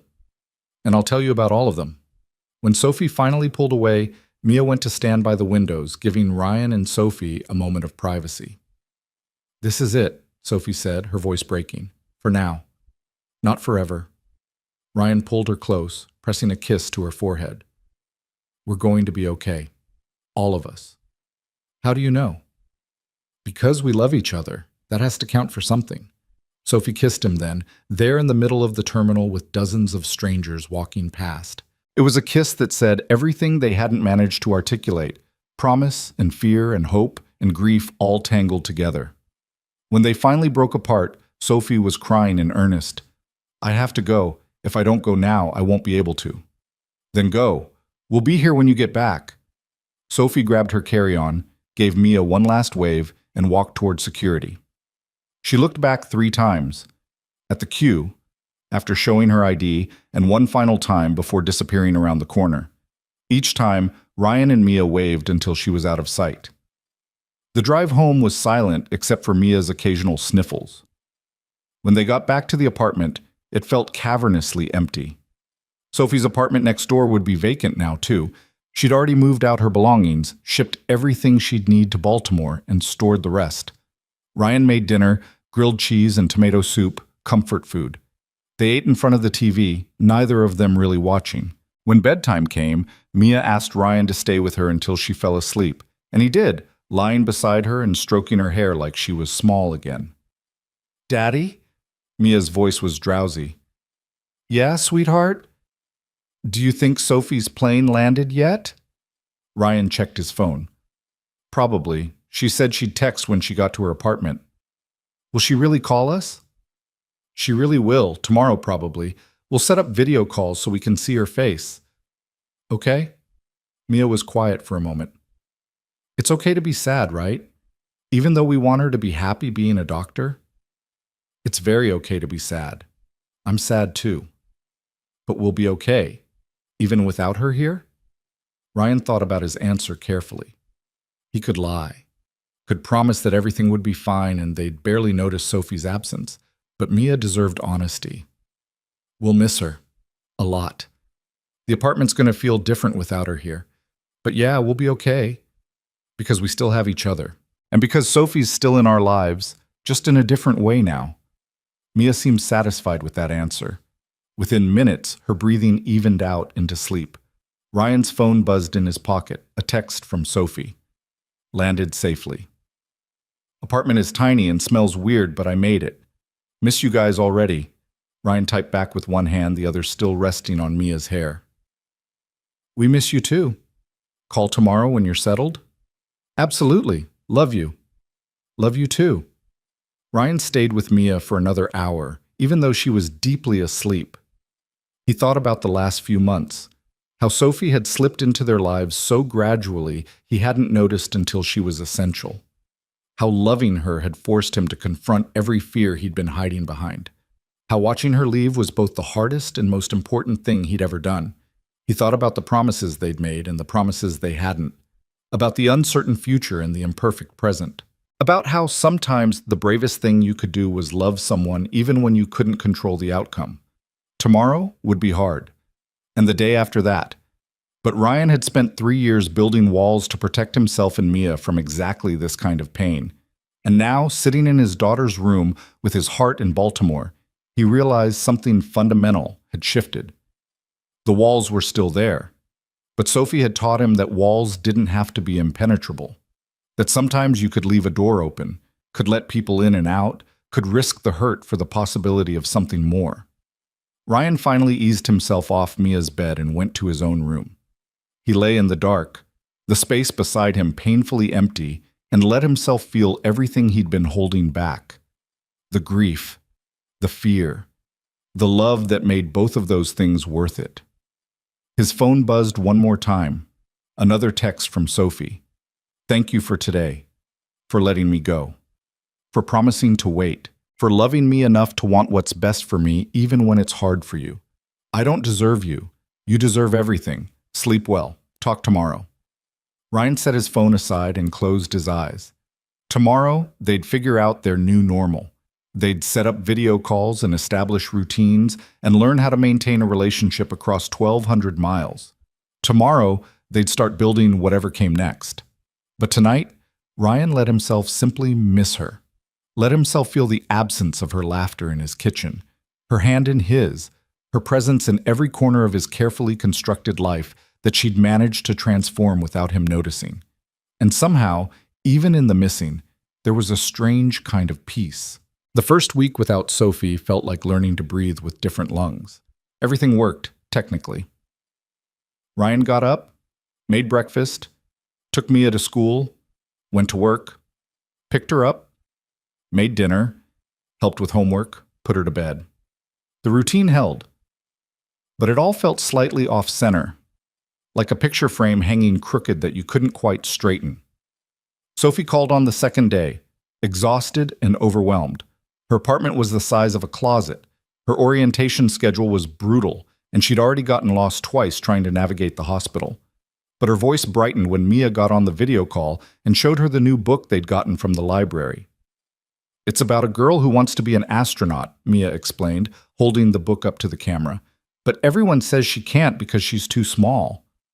Does she prove them wrong? Sophie asked, her face pixelated on the screen but her smile clear. I don't know yet. We just started it, but I think she will. That's how these stories usually go. Smart kid. Sophie's eyes found Ryan's over Mia's head. You guys doing okay? We're managing, Ryan said, which was true enough. How about you, really? Really? I'm terrified. Everyone here seems to know exactly what they're doing, and I feel like I'm faking it. Sophie laughed without much humor. But I guess that's normal for the first week. You got into Johns Hopkins. You're not faking anything. Tell that to my imposter syndrome. They talked for another 20 minutes before Sophie had to go. Another orientation session, this one about hospital protocols and insurance procedures. The call ended with blown kisses and promises to talk again soon, and Ryan felt the hollow space in his chest expand slightly. I miss her, Mia said after the screen went dark. Me too, sweetheart. But she looked happy, kind of, under the scared part. Ryan pulled Mia close. Yeah, she did. The days developed their own pattern. Sophie would call or text whenever she had a break, which wasn't as often as any of them wanted. Sometimes it was just a quick message. 14-hour shift, going to sleep standing up, love you guys. Sometimes she had time for actual conversation, telling them about her attending physician who was brilliant but terrifying, or the patient whose life she'd helped save during her first week. Ryan told her about work, about the residential job where he'd discovered wiring so dangerously outdated he'd refused to work on it until the homeowner agreed to a complete overhaul. About Mia's school project on ecosystems, and how she'd decided to focus on coral reefs because they're colorful and they're dying and someone needs to care about them. "She gets that from you," Sophie said during one late-night call, her face tired but soft on the screen, the caring about things that need protecting. "I think she gets it from you. You're the one who taught her that fixing broken things matters." "We're a good team then." "Yeah, we are." 6 weeks into Sophie's residency, Ryan got a call from Marcus that changed everything. "I have a proposition for you," Marcus said without preamble. "And before you say no automatically, which is your default setting, actually listen." Ryan switched the phone to his other ear, crawling under a kitchen sink to check a garbage disposal installation. "I'm listening." "You know that electrical contracting business you've been thinking about starting? The one you keep making plans for and never actually launching?" "What about it?" "My firm needs an electrician on retainer, someone we can call for our office builds and renovations. Reliable, competent, willing to work with our timelines." Marcus paused for effect. "Someone exactly like you. But we need an actual business, not just a guy with a truck. Liability insurance, business license, the whole thing." Ryan nearly dropped his wrench. "Marcus, I can't just—" Before you finish that sentence with some excuse about timing or risk, or Mia, let me tell you the retainer fee. Marcus named a number that made Ryan's vision blur. "That's quarterly, plus individual project fees on top. You'd need to hire at least one other electrician within the first year to handle the volume." That's a lot of money." "That's a business, Ryan. That's the thing you've been scared to want. I'm handing it to you. The question is whether you're brave enough to take it." Ryan thought about Sophie in Baltimore, chasing the dream she'd worked for her entire adult life. Thought about what she'd said about Mia needing to see him pursue his own goals. Thought about the business plans he'd been secretly working on for months, too afraid to take them beyond theoretical exercises. "I need to think about it," he said finally. "You have 48 hours. After that, I'm going to someone else." That night, after Mia was asleep, Ryan pulled out his laptop and looked at the business plans he'd been building. Spreadsheets with startup costs and projected revenue, marketing strategies, equipment needs, employee structures. He'd done everything except the one thing that mattered, actually committing to it. His phone rang. Sophie calling from a hospital bathroom during a rare break. "You look stressed," she said, studying his face on the screen. "What's wrong?" Ryan told her about Marcus's offer, about the opportunity and the fear and the paralysis of having to make a decision that felt too big. "This is amazing," Sophie said immediately. "Ryan, this is everything you've been planning for. Why aren't you more excited?" "Because what if I fail? What if I take this leap and it crashes and I can't provide for Mia?" "What if you succeed? What if this is exactly what you're supposed to be doing?" Sophie's voice was fierce despite the exhaustion in her eyes. "You're doing it again, using Mia as an excuse to not take risks. But you know what Mia actually needs? She needs to see her father believing in himself. It's a lot of money up front. Licensing, insurance, equipment. Do you have savings?" "Some. Enough to cover maybe 6 months if I'm careful." "Then you have a runway. You have a guaranteed retainer from Marcus's firm. You have skills, an experience, and a reputation." Sophie leaned closer to the screen. "You have everything you need except the willingness to try. So what's really holding you back?" Ryan was quiet for a long moment. "I'm scared of wanting things. Every time I've wanted something, marriage, family, stability, it's fallen apart. What if this does too?" "Then you'll survive and rebuild, just like you did after Rachel left, just like you're doing right now with me in Baltimore." Sophie's expression softened. "Ryan, I love you. And part of loving you means pushing you to be the person I know you're capable of being. That person starts a business. That person takes calculated risks. That person shows his daughter that going after what you want is worth the fear." After they hung up, Ryan sat with his laptop for another hour. Then he started making calls to the licensing office, to insurance companies, to equipment suppliers. By the time he finally went to bed at 2 in the morning, he'd started the process that would transform Ryan Cole, electrical technician, into Coal Electric LLC. He called Marcus the next morning and accepted the offer. The next 3 months were chaos. Ryan was juggling his regular job while building the business infrastructure, getting licensed, insured, setting up accounting systems, designing a logo, building a website. Marcus's firm kept him busy with small projects while he transitioned, and word spread faster than Ryan had anticipated. By October, he had more work than he could handle alone. "You need to hire someone, Chuck," Marcus said, reviewing the project timeline for a major office renovation. "Yesterday." Ryan hired Tommy Chen, a recent trade school graduate with more enthusiasm than experience, but a work ethic that reminded Ryan of himself at that age. Training Tommy while managing projects while being a single father was exhausting, but it was a different kind of tired than Ryan had felt before. This was the exhaustion of building something rather than just surviving. Through it all, Sophie was his touchstone. They'd fallen into a rhythm of nightly calls, brief on her rough days, longer when she had time. She told him about the surgeries she was learning, the mistakes she was terrified of making, the small victories that made the brutal hours worthwhile. He told her about his business growing faster than he'd planned, about Mia's latest obsession with marine biology, about the house he'd started looking at because the apartment was feeling too small. "A house?" Sophie's surprise was evident even through the pixelated video. "That's huge. The business is doing well enough that I can afford a mortgage, and Mia needs a yard, space to grow." Ryan paused. "There's 3 bedrooms. The third one could be an office or a guest room for when you visit." Sophie's expression did something complicated. "Ryan, I know I'm not asking you to move in or making assumptions about the future. I'm just saying that when you visit, you'd have your own space, that's all." "That's not all. That's you building a life that has room for me in it, even from 1,200 miles away." "Is that okay?" "It's more than okay. It's terrifying and wonderful and exactly what I needed to hear today." Thanksgiving approached with the promise of Sophie's first visit home in 4 months. Mia had been counting down the days on a homemade calendar, marking each one with increasingly elaborate drawings. Ryan had bought the house, a modest 3-bedroom with a yard and a garage, and Mia had insisted that Sophie's room have the best view.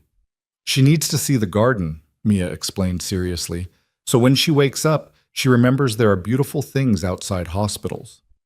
Ryan didn't point out that Sophie wouldn't actually be living there. Some hopes were too fragile to examine too closely. The day Sophie was scheduled to arrive, Mia was vibrating with barely contained excitement. She'd made welcome home signs and decorated Sophie's room with drawings, and even picked flowers from the garden, flowers that were technically weeds, but Mia insisted they counted. Ryan picked Sophie up from the airport alone, having convinced Mia that the surprise would be better if Sophie saw the new house first. When Sophie emerged from the terminal, Ryan's breath caught. She looked different, thinner, with dark circles under her eyes that makeup couldn't quite hide. But her smile when she saw him was incandescent. She dropped her bag and ran the last few steps, launching herself into his arms with enough force that he staggered backward. He caught her easily, lifting her off the ground, burying his face in her hair. "Hi," she said against his neck, and her voice was shaking. "Hi yourself." Ryan set her down but didn't let go. "You look exhausted." 72-hour shift followed by a red-eye flight. "I'm running on coffee and determination." Sophie pulled back to look at him properly. "You look good, really good, happy." "The business is going well. Life is good." He kissed her softly. "Better now that you're here." The drive to the house was filled with Sophie's stories about residency, the emergency surgery where she'd assisted at 2 a.m, the patient who'd coded twice but survived, the attending physician who'd finally given her a compliment after 3 months of criticism. She talked fast, the words tumbling over each other, like she'd been storing them up and could finally release them. When Ryan pulled into the driveway of the new house, Sophie went quiet. "You actually did it," she said softly. "You bought a house." "Had to. Mia's getting bigger, the business needed a home office, and I was tired of hearing my neighbors through the walls." Ryan turned off the engine. "Come on! Mia's probably watching from the window." She was. The front door flew open before they'd made it halfway up the walk, and Mia came running out, screaming Sophie's name. Sophie caught her, spinning her around, both of them laughing and crying at the same time. You're here. You're really here. I missed you so much, Mia said in one breathless rush. I missed you too, kiddo, so much. Sophie set her down, kneeling to look at her properly. You got taller. 2 whole inches since summer. Daddy had to buy me new jeans. Mia grabbed Sophie's hand. Come see your room. I decorated it special. The house tour was chaotic, with Mia dragging Sophie from room to room, explaining everything in excessive detail. Ryan followed, watching Sophie take in the space, the living room with furniture that actually matched, the kitchen with enough room for all of them to cook together, Mia's bedroom with its new bookshelf already overflowing, and finally, the guest room that Mia had declared Sophie's. Sophie stood in the doorway, looking at the room Mia had filled with personal touches, drawings on the walls, the scrapbook from months ago on the nightstand, fresh flowers in a vase on the dresser. It's perfect, Sophie said, her voice thick. Thank you, Mia. You're welcome. Daddy said you needed your own space for when you visit, but I think you should just live here all the time. It makes more sense. Mia, Ryan started, but Sophie squeezed his hand. We'll see what the future holds, kiddo. For now, I'm just happy to be here with you guys. The week Sophie spent in Denver was both exactly what Ryan needed and not nearly enough. They fell back into their old routines effortlessly, cooking together, helping Mia with homework, watching movies after Mia went to bed. But there was an edge to everything now, a countdown that hung over every moment. Sophie was leaving again. This was temporary. Don't get too comfortable. On Thanksgiving, they had dinner at Linda's house. Ryan's ex-mother-in-law had insisted, and Sophie had charmed her within 5 minutes with stories about her surgical rotation. Watching Sophie navigate his complicated family dynamics with grace and humor, Ryan felt something settle in his chest that had been unsettled for months. That night, after Mia was asleep, Ryan and Sophie sat in his new backyard, wrapped in blankets against the November cold. I've been thinking, Sophie said quietly, about the future, about us. Ryan's stomach clenched. Here it was, the conversation he'd been both dreading and needing. Yeah? This is harder than I thought it would be. Not the residency. I expected that to be brutal, but being away from you and Mia. Sophie turned to face him. I miss you every single day. I miss the routine, the normalcy, the feeling of being part of a family. And I know I chose this. I know it's only been 4 months, but Ryan, I don't know if I can do 4.5 more years of this. Ryan felt his heart stop. What are you saying? I'm saying I want to look into transfer options. There are excellent surgical programs in Denver, not Hopkins-level prestige, but excellent training. I could apply for a transfer after my first year. Sophie, you can't give up Hopkins for me. For us. I'm not giving it up. I'm choosing something different. Sophie's voice was firm. Hopkins was my dream when I was 22 and single and had nothing tying me anywhere. But I'm 27 now, and my priorities have changed. I want the career, Ryan, but I also want this. I want you and Mia and Tuesday dinners and helping with homework. I want a life, not just a resume. What if you regret it? What if you resent us for being the reason you left?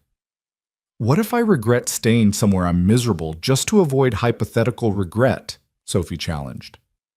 Ryan, I love surgery, I love medicine, but I don't love being alone in a city where I don't know anyone, working 100-hour weeks with no one to come home to.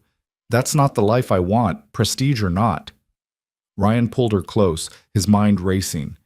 A transfer would mean starting over, new program, new attendings, new everything. I know, but I'd be starting over somewhere I actually want to be, with people I actually want to be with. Sophie looked up at him. Unless you don't want that. Unless you've gotten used to the distance and the freedom and… Ryan kissed her to shut her up. When he pulled back, he was smiling despite the tears in his eyes. I want that more than I've wanted anything in my entire life. I'm just scared of letting myself hope for it. Then be scared. We'll be scared together. Sophie wiped at her own tears. I can't promise it'll work out. The transfer might not happen, or it might take longer than a year, but I want to try. I want to build towards something instead of just surviving the separation. Then we try. They stayed outside until the cold drove them in, talking about logistics and timelines and possibilities. Sophie would finish her first year at Hopkins. That was non-negotiable, both for her training and for professional reasons. She'd start researching Denver programs after the new year. If everything aligned, she could potentially transfer for her second year. It was a plan, not a guarantee, but a direction to move in together. When Sophie left the following week, it hurt just as much as it had the first time, but there was a difference now. Hope. The separation had an endpoint, even if that endpoint was still far away and uncertain. The months that followed were hard but purposeful. Sophie threw herself into her residency with renewed focus, knowing each skill she mastered would transfer with her. Ryan continued building his business, landing bigger contracts, hiring a second employee. Mia thrived in the new house, making friends in the neighborhood and starting a Save the Coral Reefs campaign at her school that somehow involved selling cookies.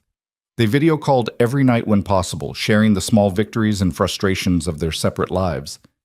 Sophie told him about the successful appendectomy she'd performed with minimal supervision. Ryan told her about landing a contract to rewire an entire apartment building.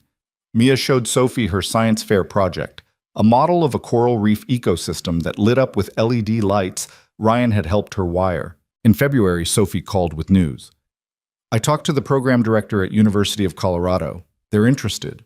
Really interested." Ryan's heart leaped. "Yeah? They want to interview me when I come visit for spring break. It's not a guarantee, but it's a real possibility." Sophie's excitement was palpable even through the screen. "Ryan, this might actually happen. When's spring break?" 3 weeks? I'm counting down already." Those 3 weeks crawled by with excruciating slowness. But when Sophie arrived in March, she brought news that changed everything. The interview had gone well, better than well. They wanted her. If she was serious about transferring, they had a spot waiting for her second year.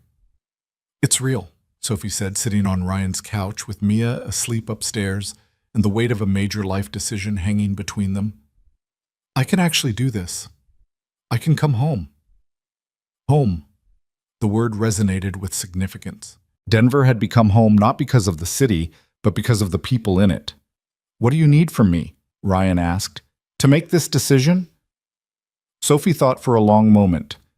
"I need to know that we're building towards something permanent, not marriage tomorrow or any kind of timeline pressure. But I need to know that you see a future where we're together, really together, not just visiting each other a few times a year." Ryan took her hands in his. "I see it. I see you finishing residency here while I keep building the business. I see Mia getting older and you being there for her school plays and science fairs. I see us figuring out what our family looks like. Whether that's marriage eventually or just committed partnership or whatever works for all of us. I see a future, Sophie, with you in it, permanently." "That's all I needed to hear." Sophie kissed him softly. "I'm coming home." The official transfer was approved in April, to take effect in July when Sophie's first year at Hopkins ended. The final months of her residency there were a blur of wrapping up cases, saying goodbye to colleagues, and packing up the tiny apartment she'd never really made into a home.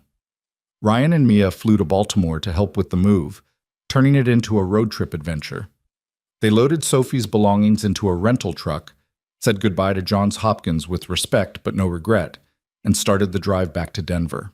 Somewhere in Pennsylvania, with Mia asleep in the back seat and Sophie's hand in his, Ryan felt the last of his carefully constructed walls finally crumble.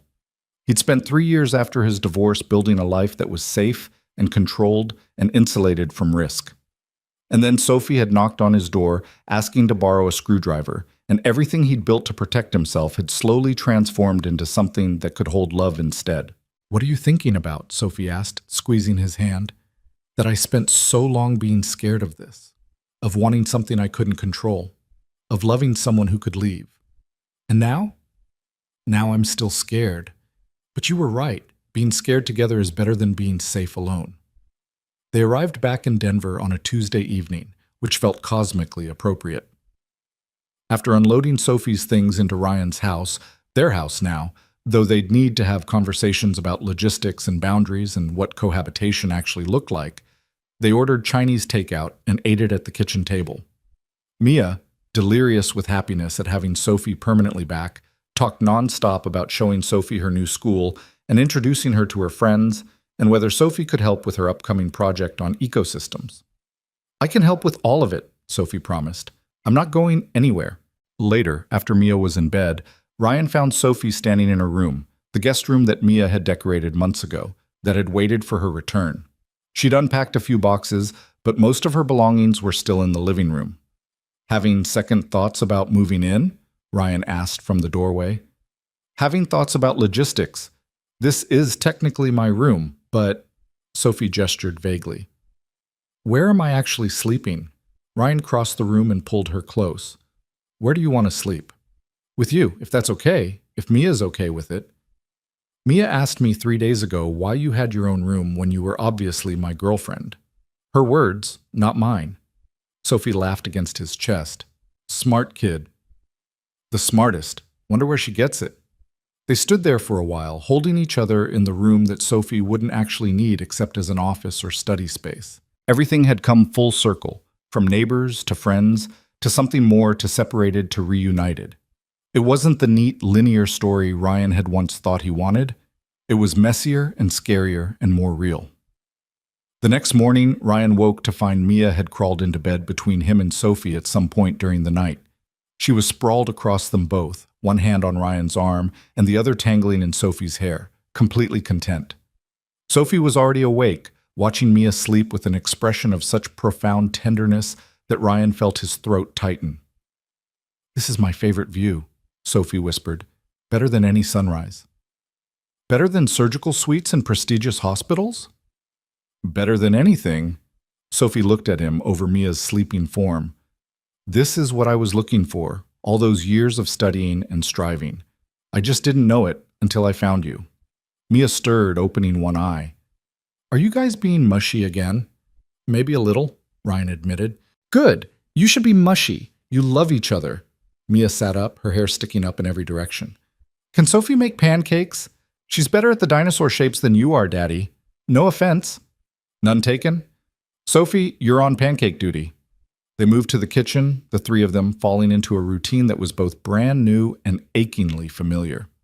Sophie at the stove, Ryan making coffee, Mia setting the table and providing running commentary on everything from her upcoming math test to whether penguins had knees. This was it, Ryan thought, watching his daughter laugh at something Sophie said while flipping pancakes that did, in fact, look more like dinosaurs than his ever had. This was the life he'd been too afraid to want, the family he'd stopped believing he could have. Sophie caught his eye across the kitchen and smiled, and in that smile was everything they'd been through, the fear and the distance and the uncertainty, but also the choice to keep showing up, keep trying, keep believing that love was worth the risk. That afternoon, Ryan stood in his driveway, the driveway of the house he'd bought with a room for Sophie even when she was 1,200 miles away, and looked at the truck with his company logo on the side. Coal Electric, LLC, a business he'd built because Sophie had pushed him to want things for himself. She emerged from the house, having changed into jeans and one of Ryan's old t-shirts, looking more at home than she ever had in scrubs and clinical whites. What are you thinking about? She asked, sliding her arms around his waist from behind. That I almost missed this. All of it. Because I was too scared to let you in. But you didn't miss it. You let me in. You took the risk. Sophie rested her chin on his shoulder. We both did. Mia came running out carrying a soccer ball. Sophie, can you teach me that thing you were talking about? The bicycle kick? I'm a surgeon, not a soccer player. I have no idea how to do a bicycle kick. But you can learn things. You're smart.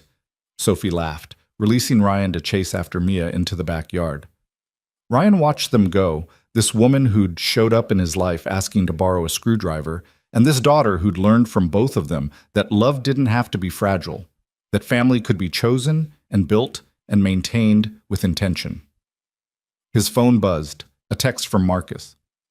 Heard Sophie's back for good. About damn time. Dinner this weekend to celebrate? Ryan smiled, typing back a confirmation. Then he pocketed his phone and walked into the backyard, where Sophie and Mia were attempting something that looked nothing like a bicycle kick, but involved a lot of laughing and falling over. Sophie looked up as he approached, grass in her hair and joy on her face, and Ryan thought about the shirt he'd held in his hands that night months ago. The shirt he'd been wearing when he'd knocked on Sophie's door to ask for fashion advice and gotten a confession that changed everything. He'd been looking for something safe that night, something that wouldn't risk the careful life he'd built. What he'd found instead was someone brave enough to risk everything for what she wanted. Someone who taught him that the bravest thing wasn't building walls, it was leaving the door open. That evening, after Mia was asleep and the house was quiet, Ryan and Sophie sat on the back porch, watching fireflies blink in the gathering dusk. "Thank you," Ryan said quietly. "For what?" "For not giving up on me. On us. For being patient while I figured out how to let myself want this." Sophie laced her fingers through his. "Thank you for building a life that had room for me in it, even when you were scared, even when I was 1,200 miles away. Always room for you. Always." They sat in comfortable silence, the kind that only comes from truly knowing someone, from choosing them over and over through fear and distance and uncertainty. In the morning, Ryan would wake up and make breakfast. Sophie would help Mia with her homework. They'd have their first official Tuesday dinner in the new house, with all of them present and accounted for. They'd build routines and navigate conflicts and figure out what their family looked like day by day. But tonight, sitting on the porch of a house that finally felt like home, with the woman he loved beside him and his daughter sleeping safely inside, Ryan let himself feel something he hadn't allowed in years. Complete. Not because everything was perfect or certain or guaranteed, but because he'd finally learned that love wasn't about controlling outcomes or preventing pain. It was about showing up, being honest, and choosing each other even when it was hard. Sophie's head rested on his shoulder, her breathing evening out as exhaustion finally caught up with her. Ryan wrapped his arm around her, holding her close as the stars emerged one by one overhead. This was his life now. Not the one he'd planned, but the one he'd built through trust and risk and the kind of love that didn't come with guarantees. And it was more than enough. It was everything.